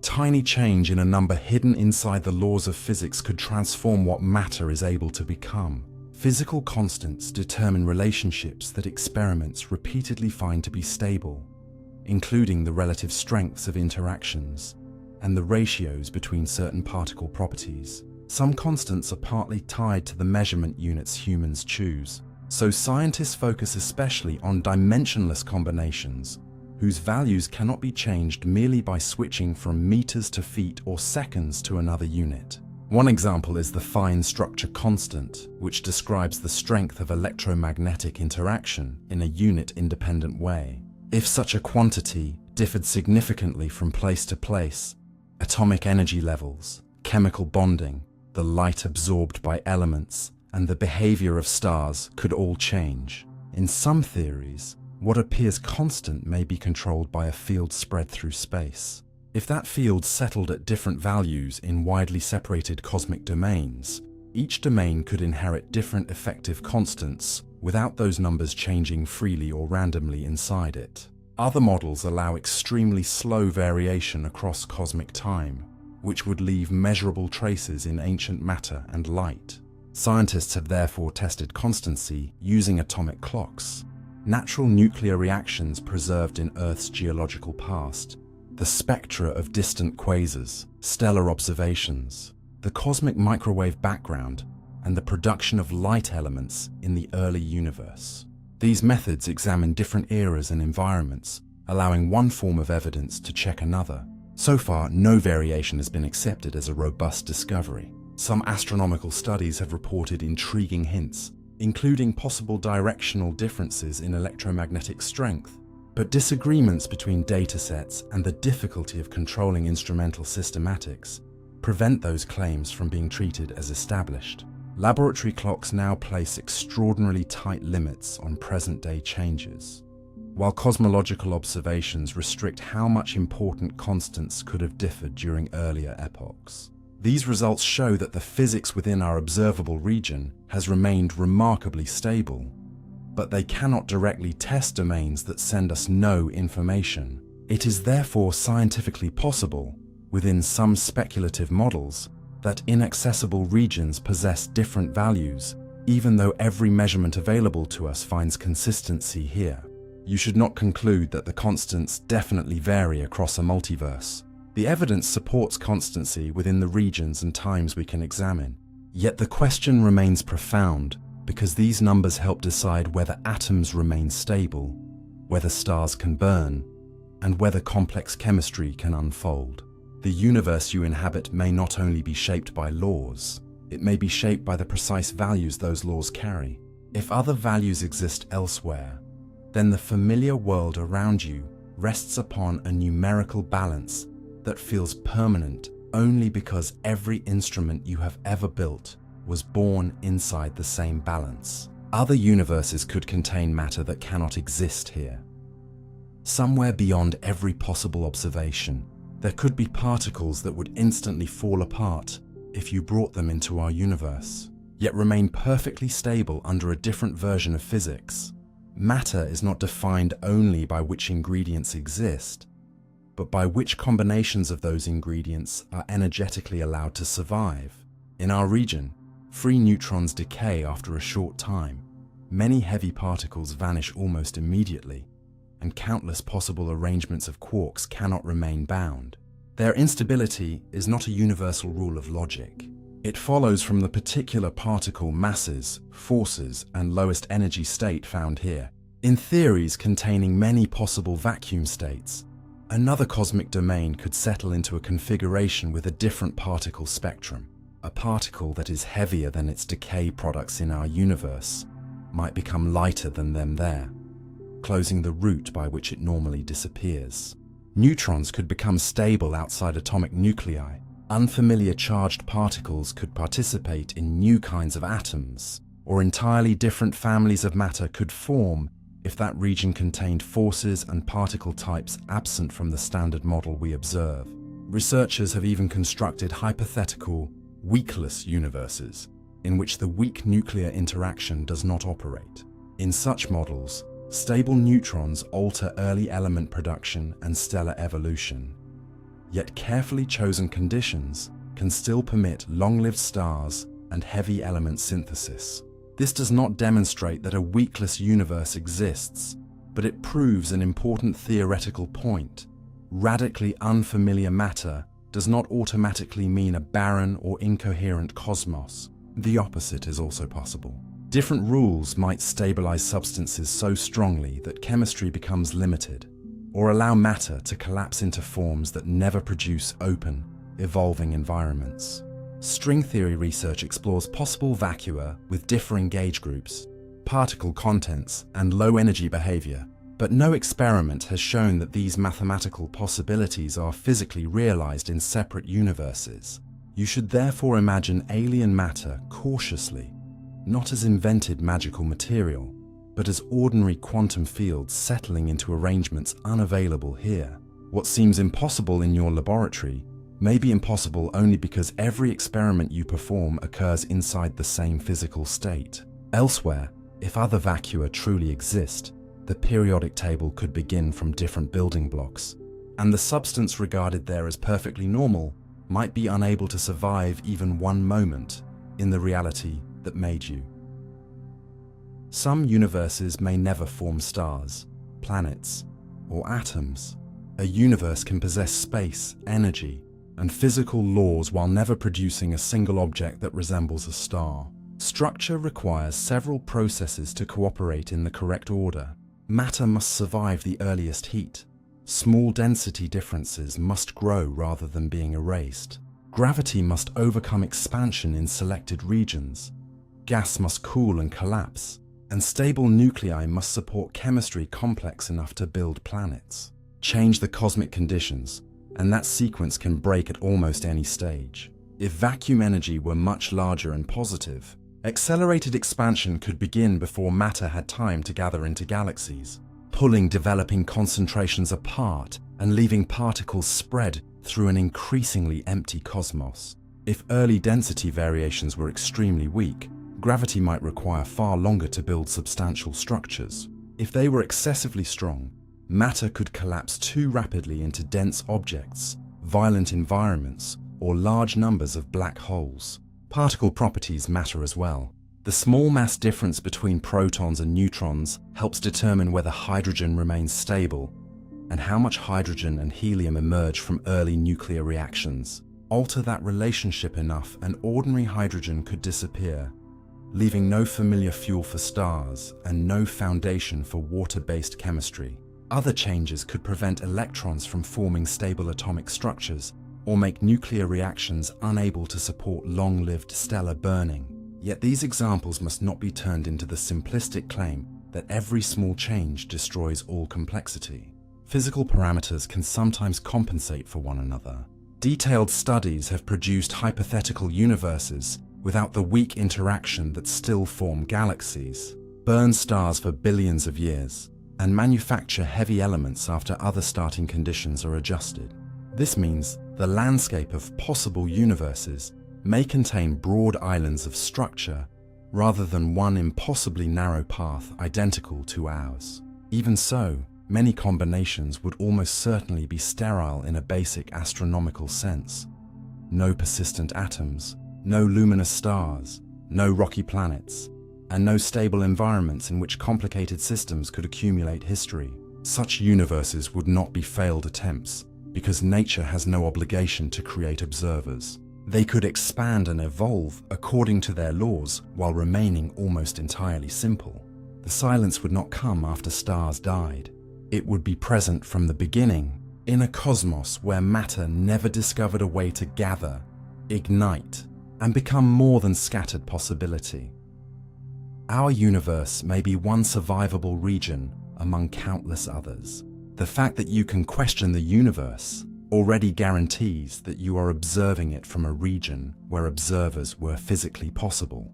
This simple statement lies behind the anthropic selection effect. If a larger reality contains many domains with different conditions, no one will arise inside regions where stable matter, long-lived energy sources, and complex chemistry are impossible.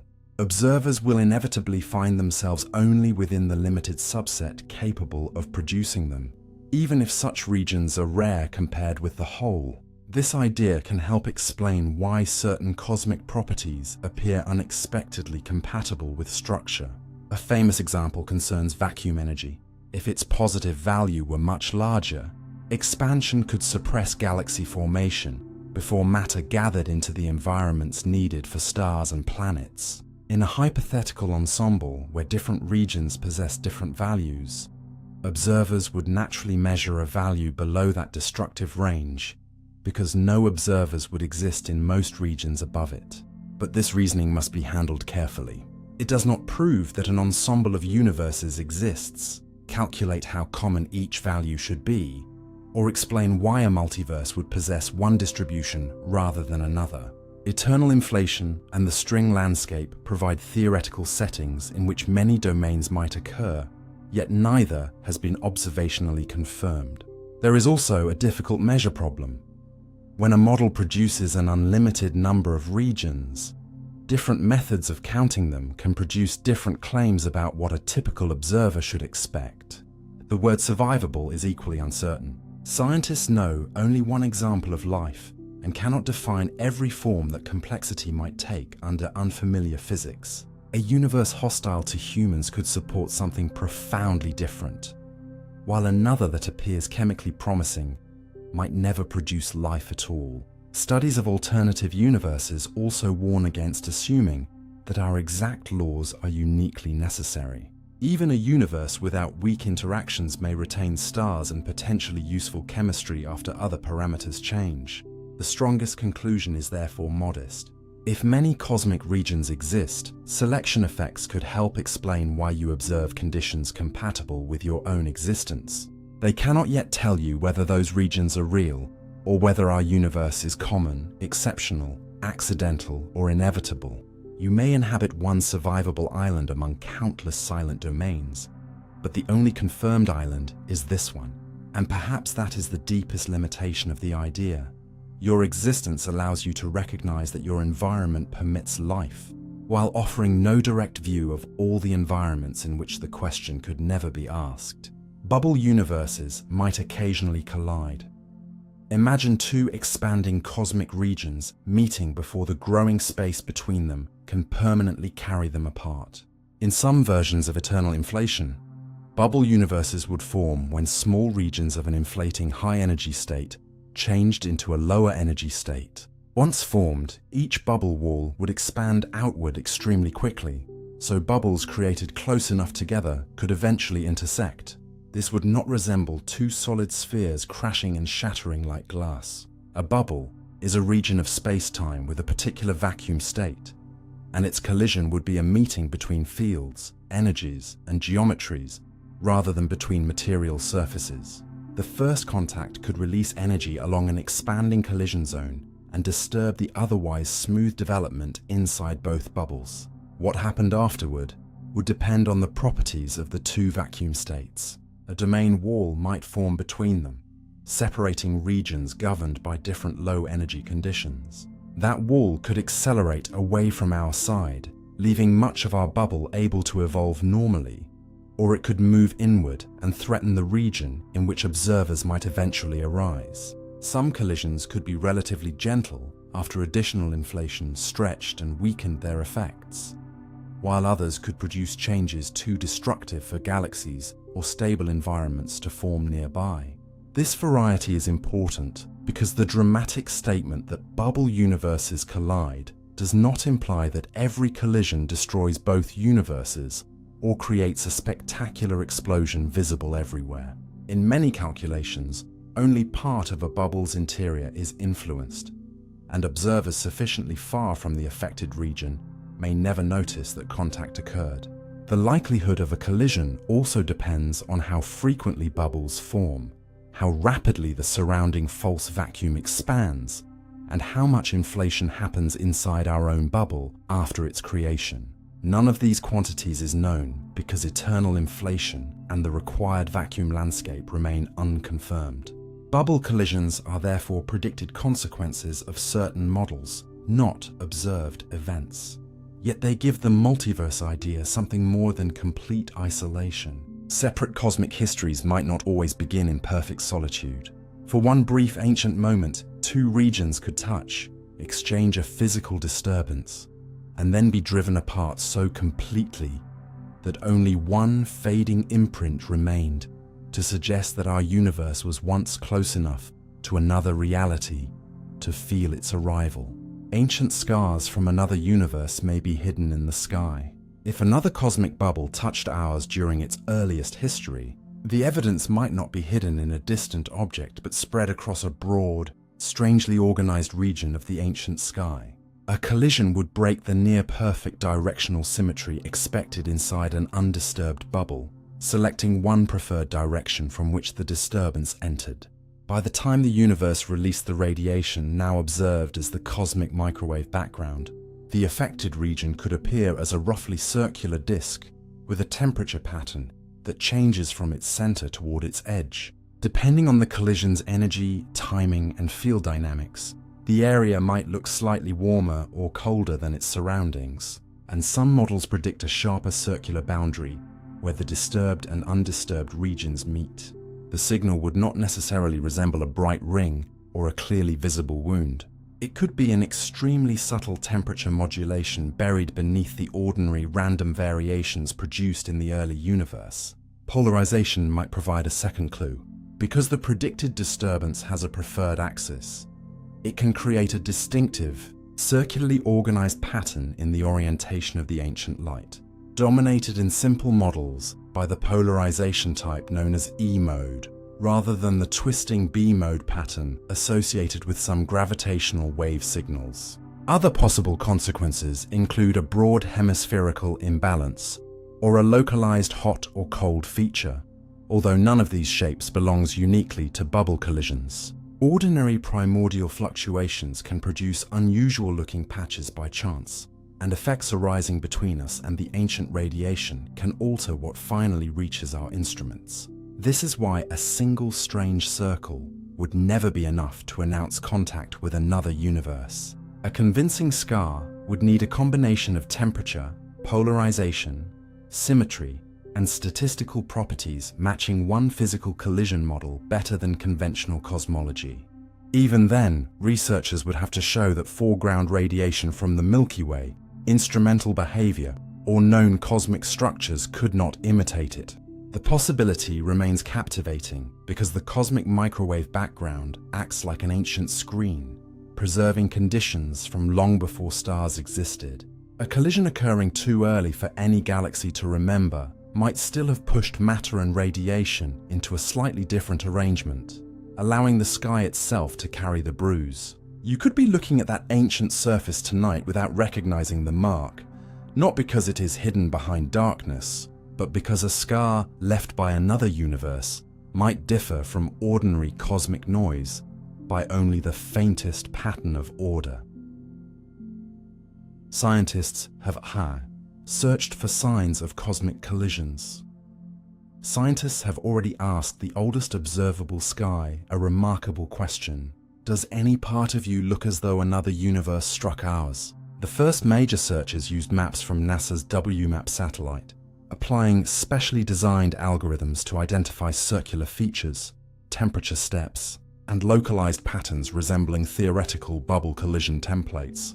Researchers used wave-like mathematical filters to locate unusual patches, edge detection methods to highlight possible boundaries, and Bayesian statistical comparisons to test whether a collision model described the data better than ordinary random fluctuations. Several candidate regions survived the earliest filtering stages, but a candidate is not a discovery. A sky containing millions of natural temperature variations will inevitably produce patches that look unusual when many sizes and locations are examined. Follow-up analyses therefore asked whether the number and strength of the candidates were greater than expected in standard cosmological simulations. The answer was no. The WMAP data provided no statistically significant evidence for bubble collisions. Later methods improved sensitivity and explored how temperature and polarization data could work together. While the greater precision of Planck-era observations made the ancient sky an even more demanding testing ground, researchers have also developed forecasts for future surveys and proposed using information reconstructed from the cosmic microwave background as viewed indirectly from remote locations, which could help overcome some of the uncertainty caused by having only one observable sky. Still, no accepted analysis has identified a signal that requires a collision with another cosmic bubble. This null result must be interpreted carefully. It does not prove that no other bubbles exist. Because many collisions could occur outside the part of our bubble we can observe, leave effects erased by later inflation, produce signatures too weak to detect, or never collide with our region at all. What the searchers can do is restrict particular models predicting sufficiently large and recognizable scars in the accessible sky. They turn an idea often dismissed as permanently philosophical into a conditional scientific test. If a model predicts this pattern, and the pattern is absent, that version of the model becomes less plausible. The search is therefore valuable, even without a spectacular discovery. Science does not become meaningful only when it finds what it hoped to find. Sometimes its deepest achievement is teaching you how to distinguish an extraordinary possibility from an extraordinary claim. For now, the ancient sky has offered intriguing irregularities, but no reliable evidence of another universe, leaving the collision hypothesis not disproved in every form, yet still waiting outside the boundary between mathematical possibility and observed reality. The multiverse remains a possibility, not an observed fact. The most honest sentence science can currently offer about the multiverse is also the one most easily lost beneath dramatic headlines. It may exist, but no other universe has ever been directly observed. The idea enters physics through several serious lines of reasoning, rather than through a telescope image or a laboratory detection. Some models of cosmic inflation suggest that accelerated expansion could end in separate regions while continuing elsewhere, producing isolated domains with independent cosmic histories. Certain approaches to high-energy physics also permit many possible vacuum states, each potentially associated with different particles or physical properties. When these ideas are combined, a multiverse can emerge as a consequence of the theory rather than as a decorative addition. But a consequence of an unconfirmed model is not the same as an established feature of nature. Inflation itself has gained support because it explains several observed properties of the early universe. Yet the evidence supporting an inflationary phase does not automatically prove eternal inflation, bubble universes, or an unlimited population of cosmic domains. Scientists have searched the ancient microwave sky for patterns that collisions with another bubble might leave, and no accepted signal has been found. More subtle proposals attempt to test multiverse models through statistical predictions about physical constants or the conditions observers should expect. But these efforts face a difficult measure problem. If a theory produces an unlimited number of regions, the predicted probabilities can depend on how those regions are counted. A model that can accommodate almost every possible observation may also struggle to make a risky prediction that could clearly prove it wrong. This does not make multiverse research meaningless. Theories often describe entities before instruments can detect them, and indirect evidence can become powerful when a model produces precise, unique consequences. But science must keep possibility, plausibility, and confirmation separate. At present, the multiverse belongs to the first two categories in some theoretical frameworks, not the third. You may live inside one domain among countless others, or the complete universe may contain no such collection at all, until another domain leaves a measurable imprint that ordinary cosmology cannot explain. The multiverse remains a disciplined question at the edge of physics, not a discovered landscape hiding behind the stars. Quantum many-worlds is not the same as the cosmological multiverse. Two ideas can both contain the word worlds while describing realities that arise for completely different reasons. The cosmological multiverse usually refers to physically separated domains produced by processes such as eternal inflation, with each domain occupying its own region of a larger spacetime and potentially developing a different cosmic history.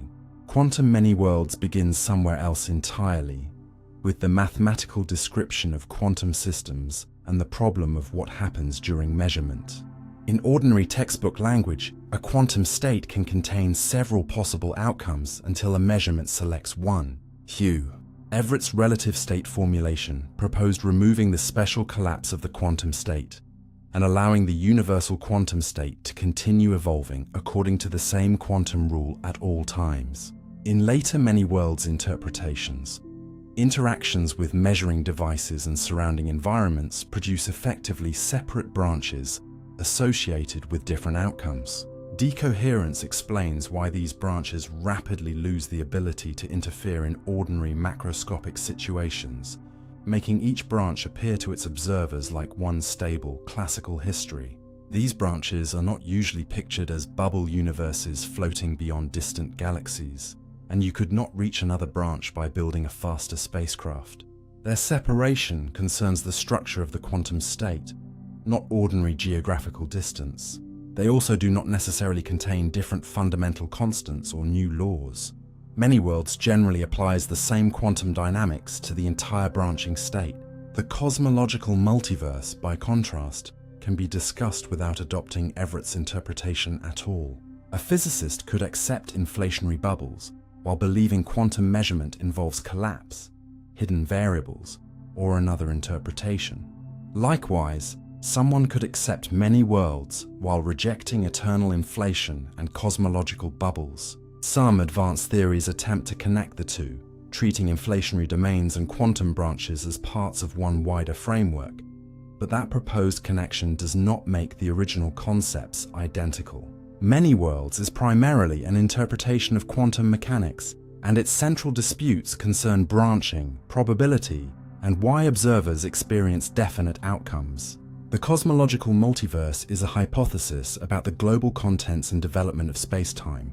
Confusing them creates the illusion that evidence for quantum superposition proves distant universes, or that cosmological inflation confirms every possible quantum outcome as a separate world. Neither conclusion follows. The names sound similar because both challenge the idea of one unique history, yet one multiplies effective histories through quantum evolution, while the other multiplies cosmic regions through cosmological dynamics. Higher dimensions could exist beyond the space we experience. You may be moving through more spatial dimensions than your senses can reveal, while every step still feels confined to the familiar choices of left and right, forward and backward, up and down. An extra dimension would not necessarily be a distant location beyond the observable universe. It could exist at every point around you while remaining hidden, because matter cannot move through it freely, or because the dimension is curled into an extraordinarily small scale. The classic comparison is a cable viewed from far away. It appears like a one-dimensional line, but an insect standing on it can also move around its circular surface. The second direction was always present. It became invisible only when viewed at a scale much larger than the cable's width. In Kaluza-Klein theories, additional dimensions can be compactified in a related way, potentially causing motion through them to appear in our lower dimensional world as particles with particular masses or properties. String theory commonly requires extra spatial dimensions for its mathematical consistency, with their hidden geometry influencing the kinds of particles and forces that would appear at accessible energies. Another possibility comes from brane-world models. In these, familiar matter and light may be confined to a three-dimensional spatial surface called a brane, while gravity can extend into a higher dimensional bulk. This could help explain why gravity appears far weaker than the other fundamental interactions, although it is only one proposed solution and has not been confirmed. Extra dimensions would not need to be visual directions that your eyes somehow fail to notice. Your body, atoms, and instruments might all be restricted by the same physical mechanism, making the hidden directions inaccessible in ordinary life. Scientists search for their effects rather than attempting to look sideways into them. Extra dimensions could slightly alter gravity across very short distances, create heavier partner states at particle colliders, change how energy seems to balance in high-energy collisions, or modify the behavior of compact astrophysical objects. Precision tests of gravity and collider experiments have placed strong restrictions on many models, but no reproducible evidence has established an additional spatial dimension. This leaves higher dimensions in a fascinating position. They are mathematically useful and deeply embedded in several attempts to unite gravity with quantum physics. Yet nature has not shown that they are physically real. The room around you may contain directions no ordinary object can enter, or three spatial dimensions may be all that exist. Until a hidden dimension produces a measurable effect that simpler physics cannot imitate, it remains an elegant opening in our theories rather than a doorway anyone has found. Our universe may be a three-dimensional surface in a larger reality. The world beneath your feet may be only a surface, even though you can move through it in three independent directions and never find a visible boundary. In brane-world models, the familiar universe is described as a three-dimensional spatial structure, or brain, embedded within a higher dimensional spacetime called the bulk. Time is included as usual, so physicists often describe the brain as having 3 dimensions of space and 1 of time. This does not mean Earth sits on a thin sheet that could be viewed from above. The word surface is mathematical. It means that ordinary matter and most known forces may be confined to a lower dimensional region inside a reality containing at least one additional direction. Every electron in your body, every photon reaching your eyes, and every atom inside a distant star could be restricted to the same brain, making the larger dimension impossible to enter through ordinary motion. You would not notice the confinement because your measuring instruments are built from the same particles and obey the same restriction. Gravity may be different. In several influential models, gravitational effects can extend into the higher dimensional bulk, while standard model particles remain localized on the brain. This has been explored as one possible reason gravity appears so weak compared with the other fundamental interactions.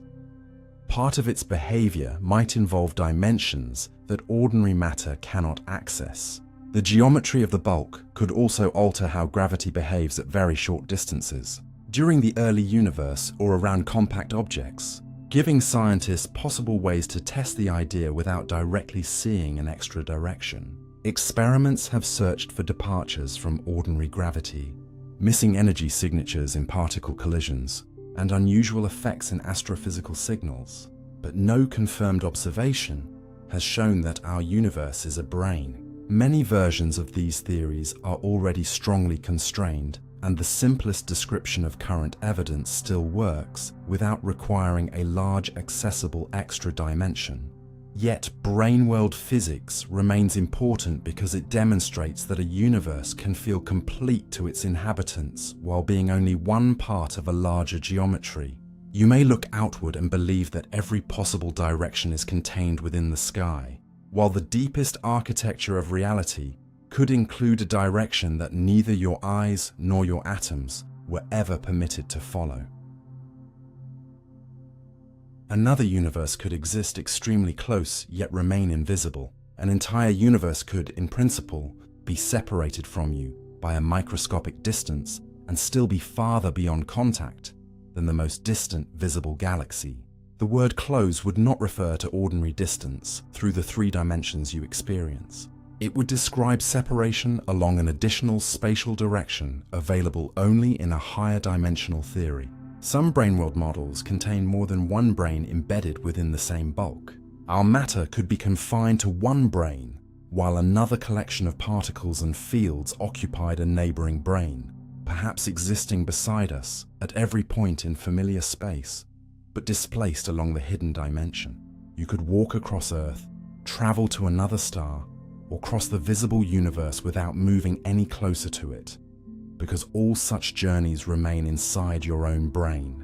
Light produced there might never enter ours if electromagnetism were confined separately to each surface. Its stars, if star-like structures were possible under its physics, would cast no glow into our telescopes. Its atoms would not touch your atoms, and its planets could occupy what appears to you to be the same location without colliding, because the 2 forms of matter would be separated in the higher dimensional geometry.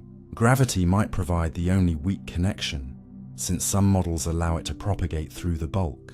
Matter on a hidden brain could then influence our universe gravitationally without emitting ordinary light here, although such effects would depend strongly on the model and could easily resemble other unseen sources. This idea has occasionally inspired attempts to connect hidden brains with dark matter, but no observation requires that explanation, and dark matter should not be casually described as matter from another universe. The separation between brains would also need to remain stable. Otherwise, changes in their distance could alter the effective laws measured on our side. No experiment has detected a neighboring brain or confirmed communication with one. The concept survives as a theoretical possibility within certain higher dimensional frameworks, not as evidence that an invisible civilization is standing beside you. Still, it unsettles the ordinary meaning of remoteness. Something can be billions of light years away and visible because its light shares your dimensions, while another world could be extraordinarily close in a direction you cannot enter and remain perfectly dark. Nearness, then, may not be a single measurement. It may depend on which parts of reality your matter is allowed to touch.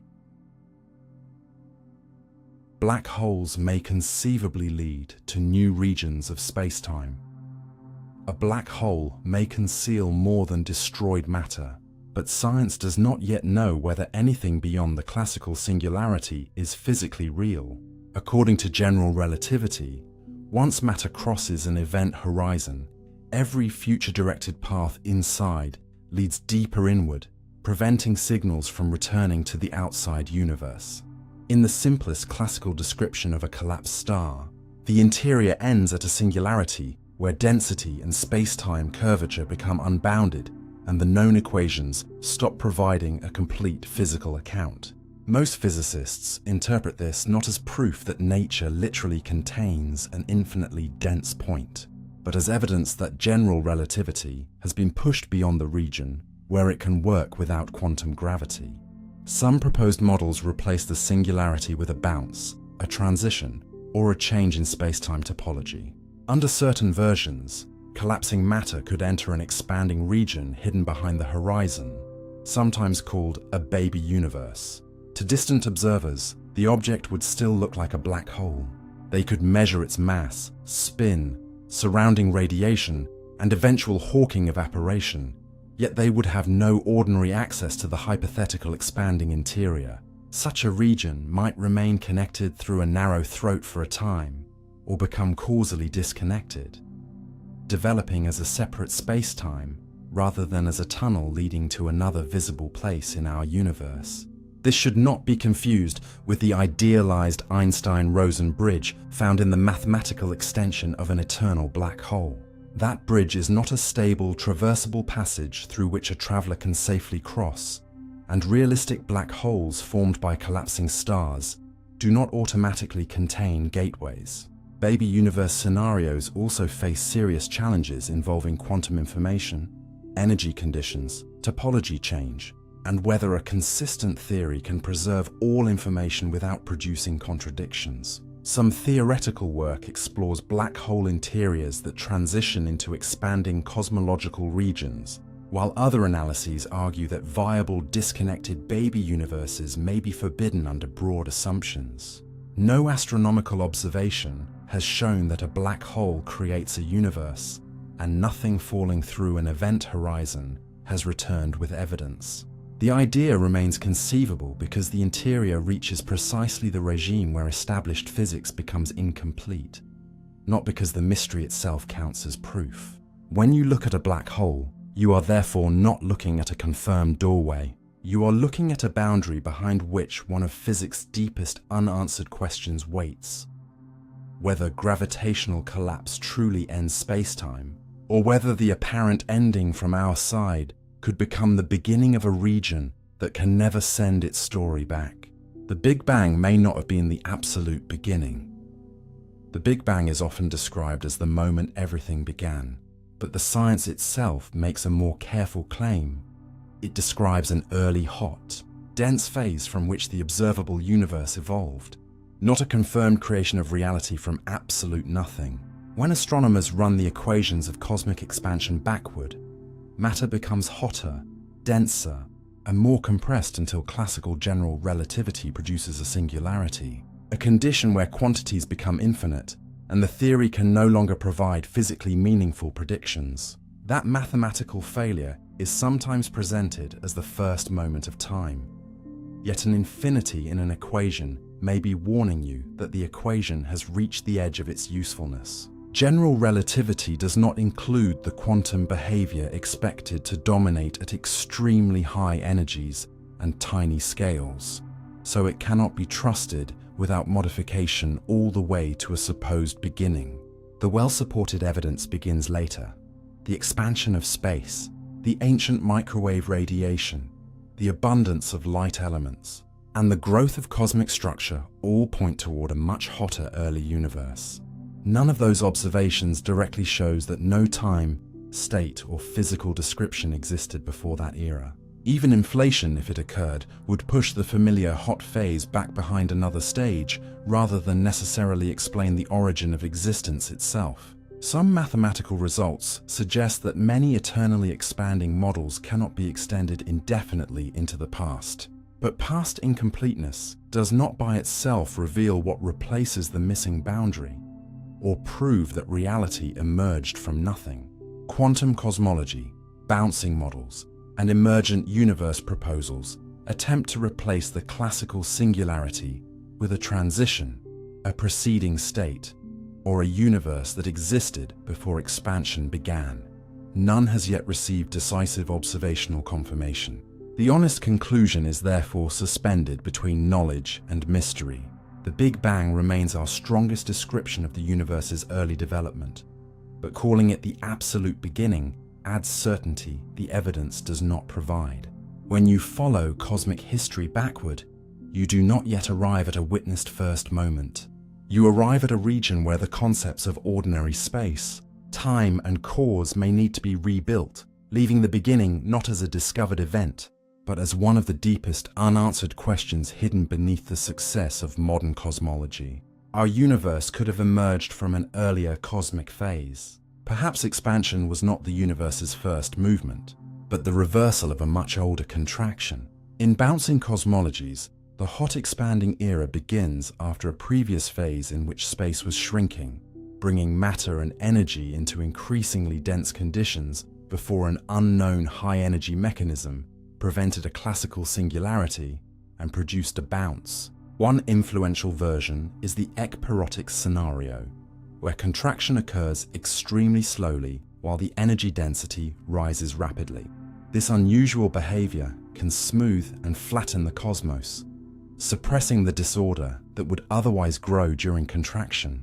Tiny fluctuations generated during that phase might then pass through the bounce and become the seeds of structure in the expanding universe. In some cyclic versions, expansion, dark energy domination, contraction, and rebirth repeat, although each cycle need not be an exact copy of the one before it. Loop quantum cosmology proposes another possibility. Quantum properties of geometry may create an effective repulsion at extreme density, replacing the singularity with a transition from contraction to expansion.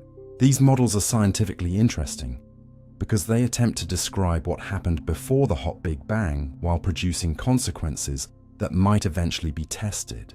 Their possible signatures include particular forms of primordial non-Gaussianity, distinctive patterns of gravitational waves, and subtle departures from the simplest inflationary predictions. But building a successful bounce is difficult. A contracting universe can amplify anisotropy, making different directions evolve unevenly until the smooth background is destroyed.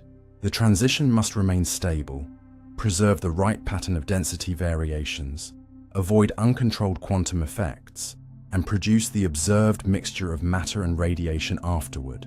Some models require fields or interactions that have never been detected, while different versions make conflicting predictions. No observation currently proves that a contracting phase existed, and the success of the standard expanding model after the early hot era does not require one. Still, these theories show that the Big Bang singularity is not the only imaginable beginning allowed by modern physics. The universe surrounding you may have emerged not from the absence of a past, but from the transformation of one. If a previous phase existed, its stars and structures would not necessarily have survived the transition, yet faint statistical traces of its final conditions might remain embedded in the sky, turning the cosmos into a new chapter whose erased pages could still influence every sentence that followed. Reality may be far larger than anything. Information can cross. There may be no single observer, signal, or chain of causes capable of connecting all that exists, even if every region belongs to one continuous physical reality. Relativity does not organize the universe around a universal present shared everywhere. It organizes events through causal relationships, which events can send influence to which others, and which remain forever outside one another's possible histories. Around every observer lies a causal diamond, the region formed by everything that could have affected that observer and everything the observer could ever affect. Reality may extend far beyond that diamond in directions that are not merely unexplored, but physically disconnected from every experiment the observer can perform. Inflation could have stretched once neighboring regions so widely that their later histories developed without renewed contact. Accelerated expansion can create event horizons that permanently limit future communication, while black hole horizons isolate information from particular external paths. These boundaries do not need to mark an end of matter or space-time. They mark an end of possible influence. This creates a profound separation between total reality and operational reality. Operational reality is the portion from which evidence can arrive, where predictions can be checked and actions can produce consequences. Total reality may contain additional domains whose existence cannot enter that network at all. Even an ideal civilization surviving for unlimited time could not assemble a complete live inventory of such a cosmos, because information from different regions may never reach one collection point. Nor could observers scattered everywhere combine their records if the expansion of space-time permanently prevented their messages from meeting. The universe might therefore lack any physically realizable perspective from which the whole can be known at once. This does not give scientists permission to claim that unobservable worlds certainly exist. A region that leaves no possible evidence cannot be described in detail through experiment. Yet established causal physics already teaches that existence and communicability are not identical. A thing does not become unreal when its future light cone fails to intersect yours. It simply belongs to a history that cannot join your own. The largest reality may not be one enormous object waiting to be surveyed, but a collection of causally limited stories whose complete union exists only in the equations used to describe space-time. You can learn astonishing amounts about the universe from the information that reaches you, but no increase in intelligence can force information to cross a path space-time does not allow. Reality may be larger not only than what you can see, but larger than anything that could ever become mutually aware of itself. Some questions about the cosmos may never be testable. A question can sound scientific, use the language of physics, and still describe something no experiment could ever decide. Science does not advance by asking only imaginative questions. It advances by connecting those questions to possible observations that might distinguish one answer from another. This is why testability matters. A theory does not need to place its subject inside a laboratory, since astronomers cannot manipulate stars, galaxies, or the early universe. It must, however, produce consequences that can reach us through evidence. Black holes were once entirely theoretical, but they affected nearby stars, bent light, generated gravitational waves, and eventually revealed a measurable shadow. Their remoteness did not make them unscientific, because different models predicted different signals. Some cosmological questions may not offer that opportunity.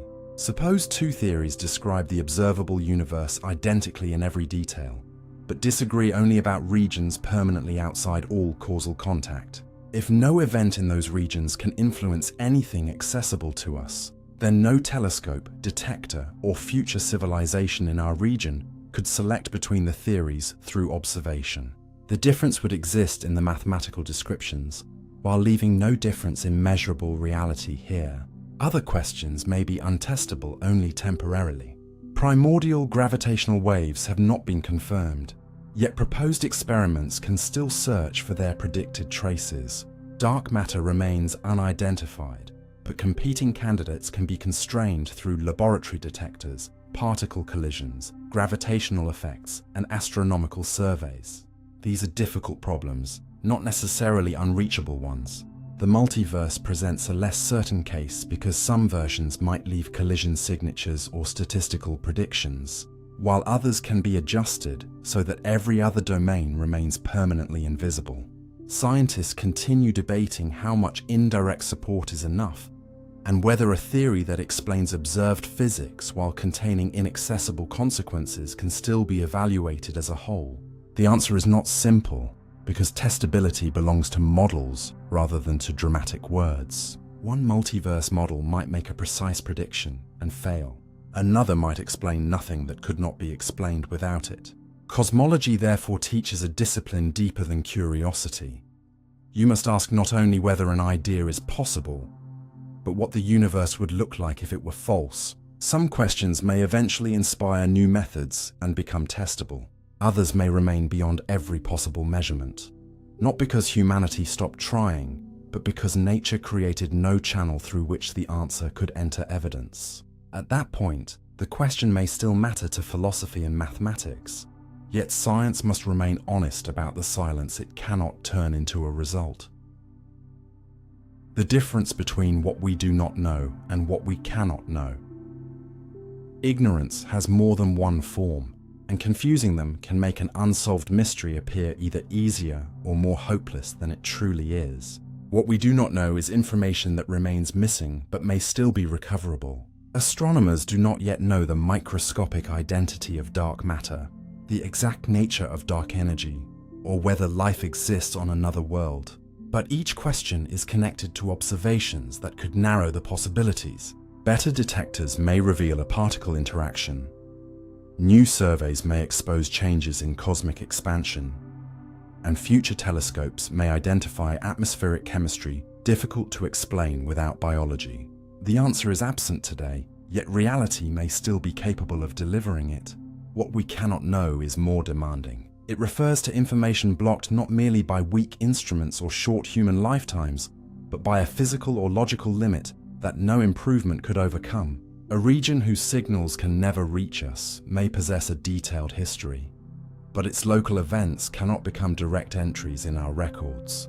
The exact arrangement of matter beyond every causal connection might therefore remain inaccessible from our location, even to an ideal observer with flawless technology. Yet the boundary between unknown and unknowable is rarely obvious. You might never observe a hidden region directly, while still inferring something about it from a theory whose visible predictions succeed repeatedly. Scientists learned about the interiors of stars long before any probe could enter them by combining physical laws with light, neutrinos, and stellar motion. In the same way, an inaccessible cosmic domain could become indirectly supported if a broader theory uniquely predicted both its existence and surprising effects inside our observable region. What appeared unknowable in detail might become knowable in outline. The reverse can also happen. A question believed to require only better data may turn out to suffer from cosmic variance, meaning that humanity has only one universe and one realization of its largest patterns to examine. No instrument can obtain a second independent cosmic history to determine exactly which features of ours were typical and which were statistical accidents. Science must therefore classify its uncertainty carefully. Some limits are technological, some are practical, some depend on the correctness of a model, and some may be built into causality itself. Declaring a problem forever unknowable too early can suffocate discovery. But pretending every truth must eventually surrender to intelligence is another form of arrogance. The mature position lies between them. Continue searching wherever evidence might still arrive. State assumptions openly when inference replaces observation, and accept that a complete reality may contain facts no mind inside one part of it can possess. Knowledge is not diminished by recognizing its border. It becomes more precise, because you finally understand the difference between a dark room awaiting a lamp and a place from which no light can ever return. Beyond the observable universe, there may simply be more universe. After every exotic possibility has been considered, the most reasonable picture beyond our cosmic view may also be the quietest. More space, more matter, and more regions shaped by broadly familiar physics. We have no direct image of what lies beyond the observable universe, so this cannot be announced as a discovered fact. It is an extrapolation from what the accessible cosmos already shows. On sufficiently large scales, The universe is modeled as approximately homogeneous and isotropic, meaning that no observed direction has been established as the unique side of creation, and no location appears to sit beside a special outer boundary. The standard cosmological model, supported by the detailed pattern of the cosmic microwave background and the distribution of later structure, describes our observable domain successfully as one region within a smooth, large-scale space-time. Current measurements are also consistent with space being extremely close to flat. None of this proves that the same conditions continue forever, and researchers still investigate possible large-scale anomalies and limits of the cosmological principle. But nothing in the available evidence suggests that ordinary cosmic structure must stop exactly where information stops reaching Earth. If you could move the observational boundary outward, the safest expectation would be additional variations of the same broad landscape. Voids, filaments, dark matter, gas, galaxies, and regions at different stages of evolution. Inflation strengthens this possibility by allowing the patch visible to us to be only part of a much larger expanded domain, although the total duration and global behavior of inflation remain unknown. The region beyond may contain surprising structures, and on scales vastly greater than anything we can test, assumptions based on our local sample could fail. Science must leave room for that uncertainty. Yet uncertainty does not require the most dramatic answer. A hidden multiverse, a change in physical law, or a strange cosmic boundary may capture the imagination. But the simplest continuation is that our horizon interrupts the view rather than the universe. Somewhere beyond it, stars may ignite without ever illuminating our sky. Galaxies may merge without entering human history, and planets may orbit suns whose existence no instrument here can confirm. They would not be waiting outside a wall, nor hiding deliberately from observation. They would simply occupy parts of reality whose light belongs to other destinations. And perhaps this is the softest lesson the cosmos can leave with you. The universe does not become less real where your knowledge ends. The visible sky may be only one illuminated circle in a landscape that continues beyond every answer. And beyond that circle, there may be no final mystery announcing itself. Only more universe. Silent, ordinary, unreachable, and still unfolding.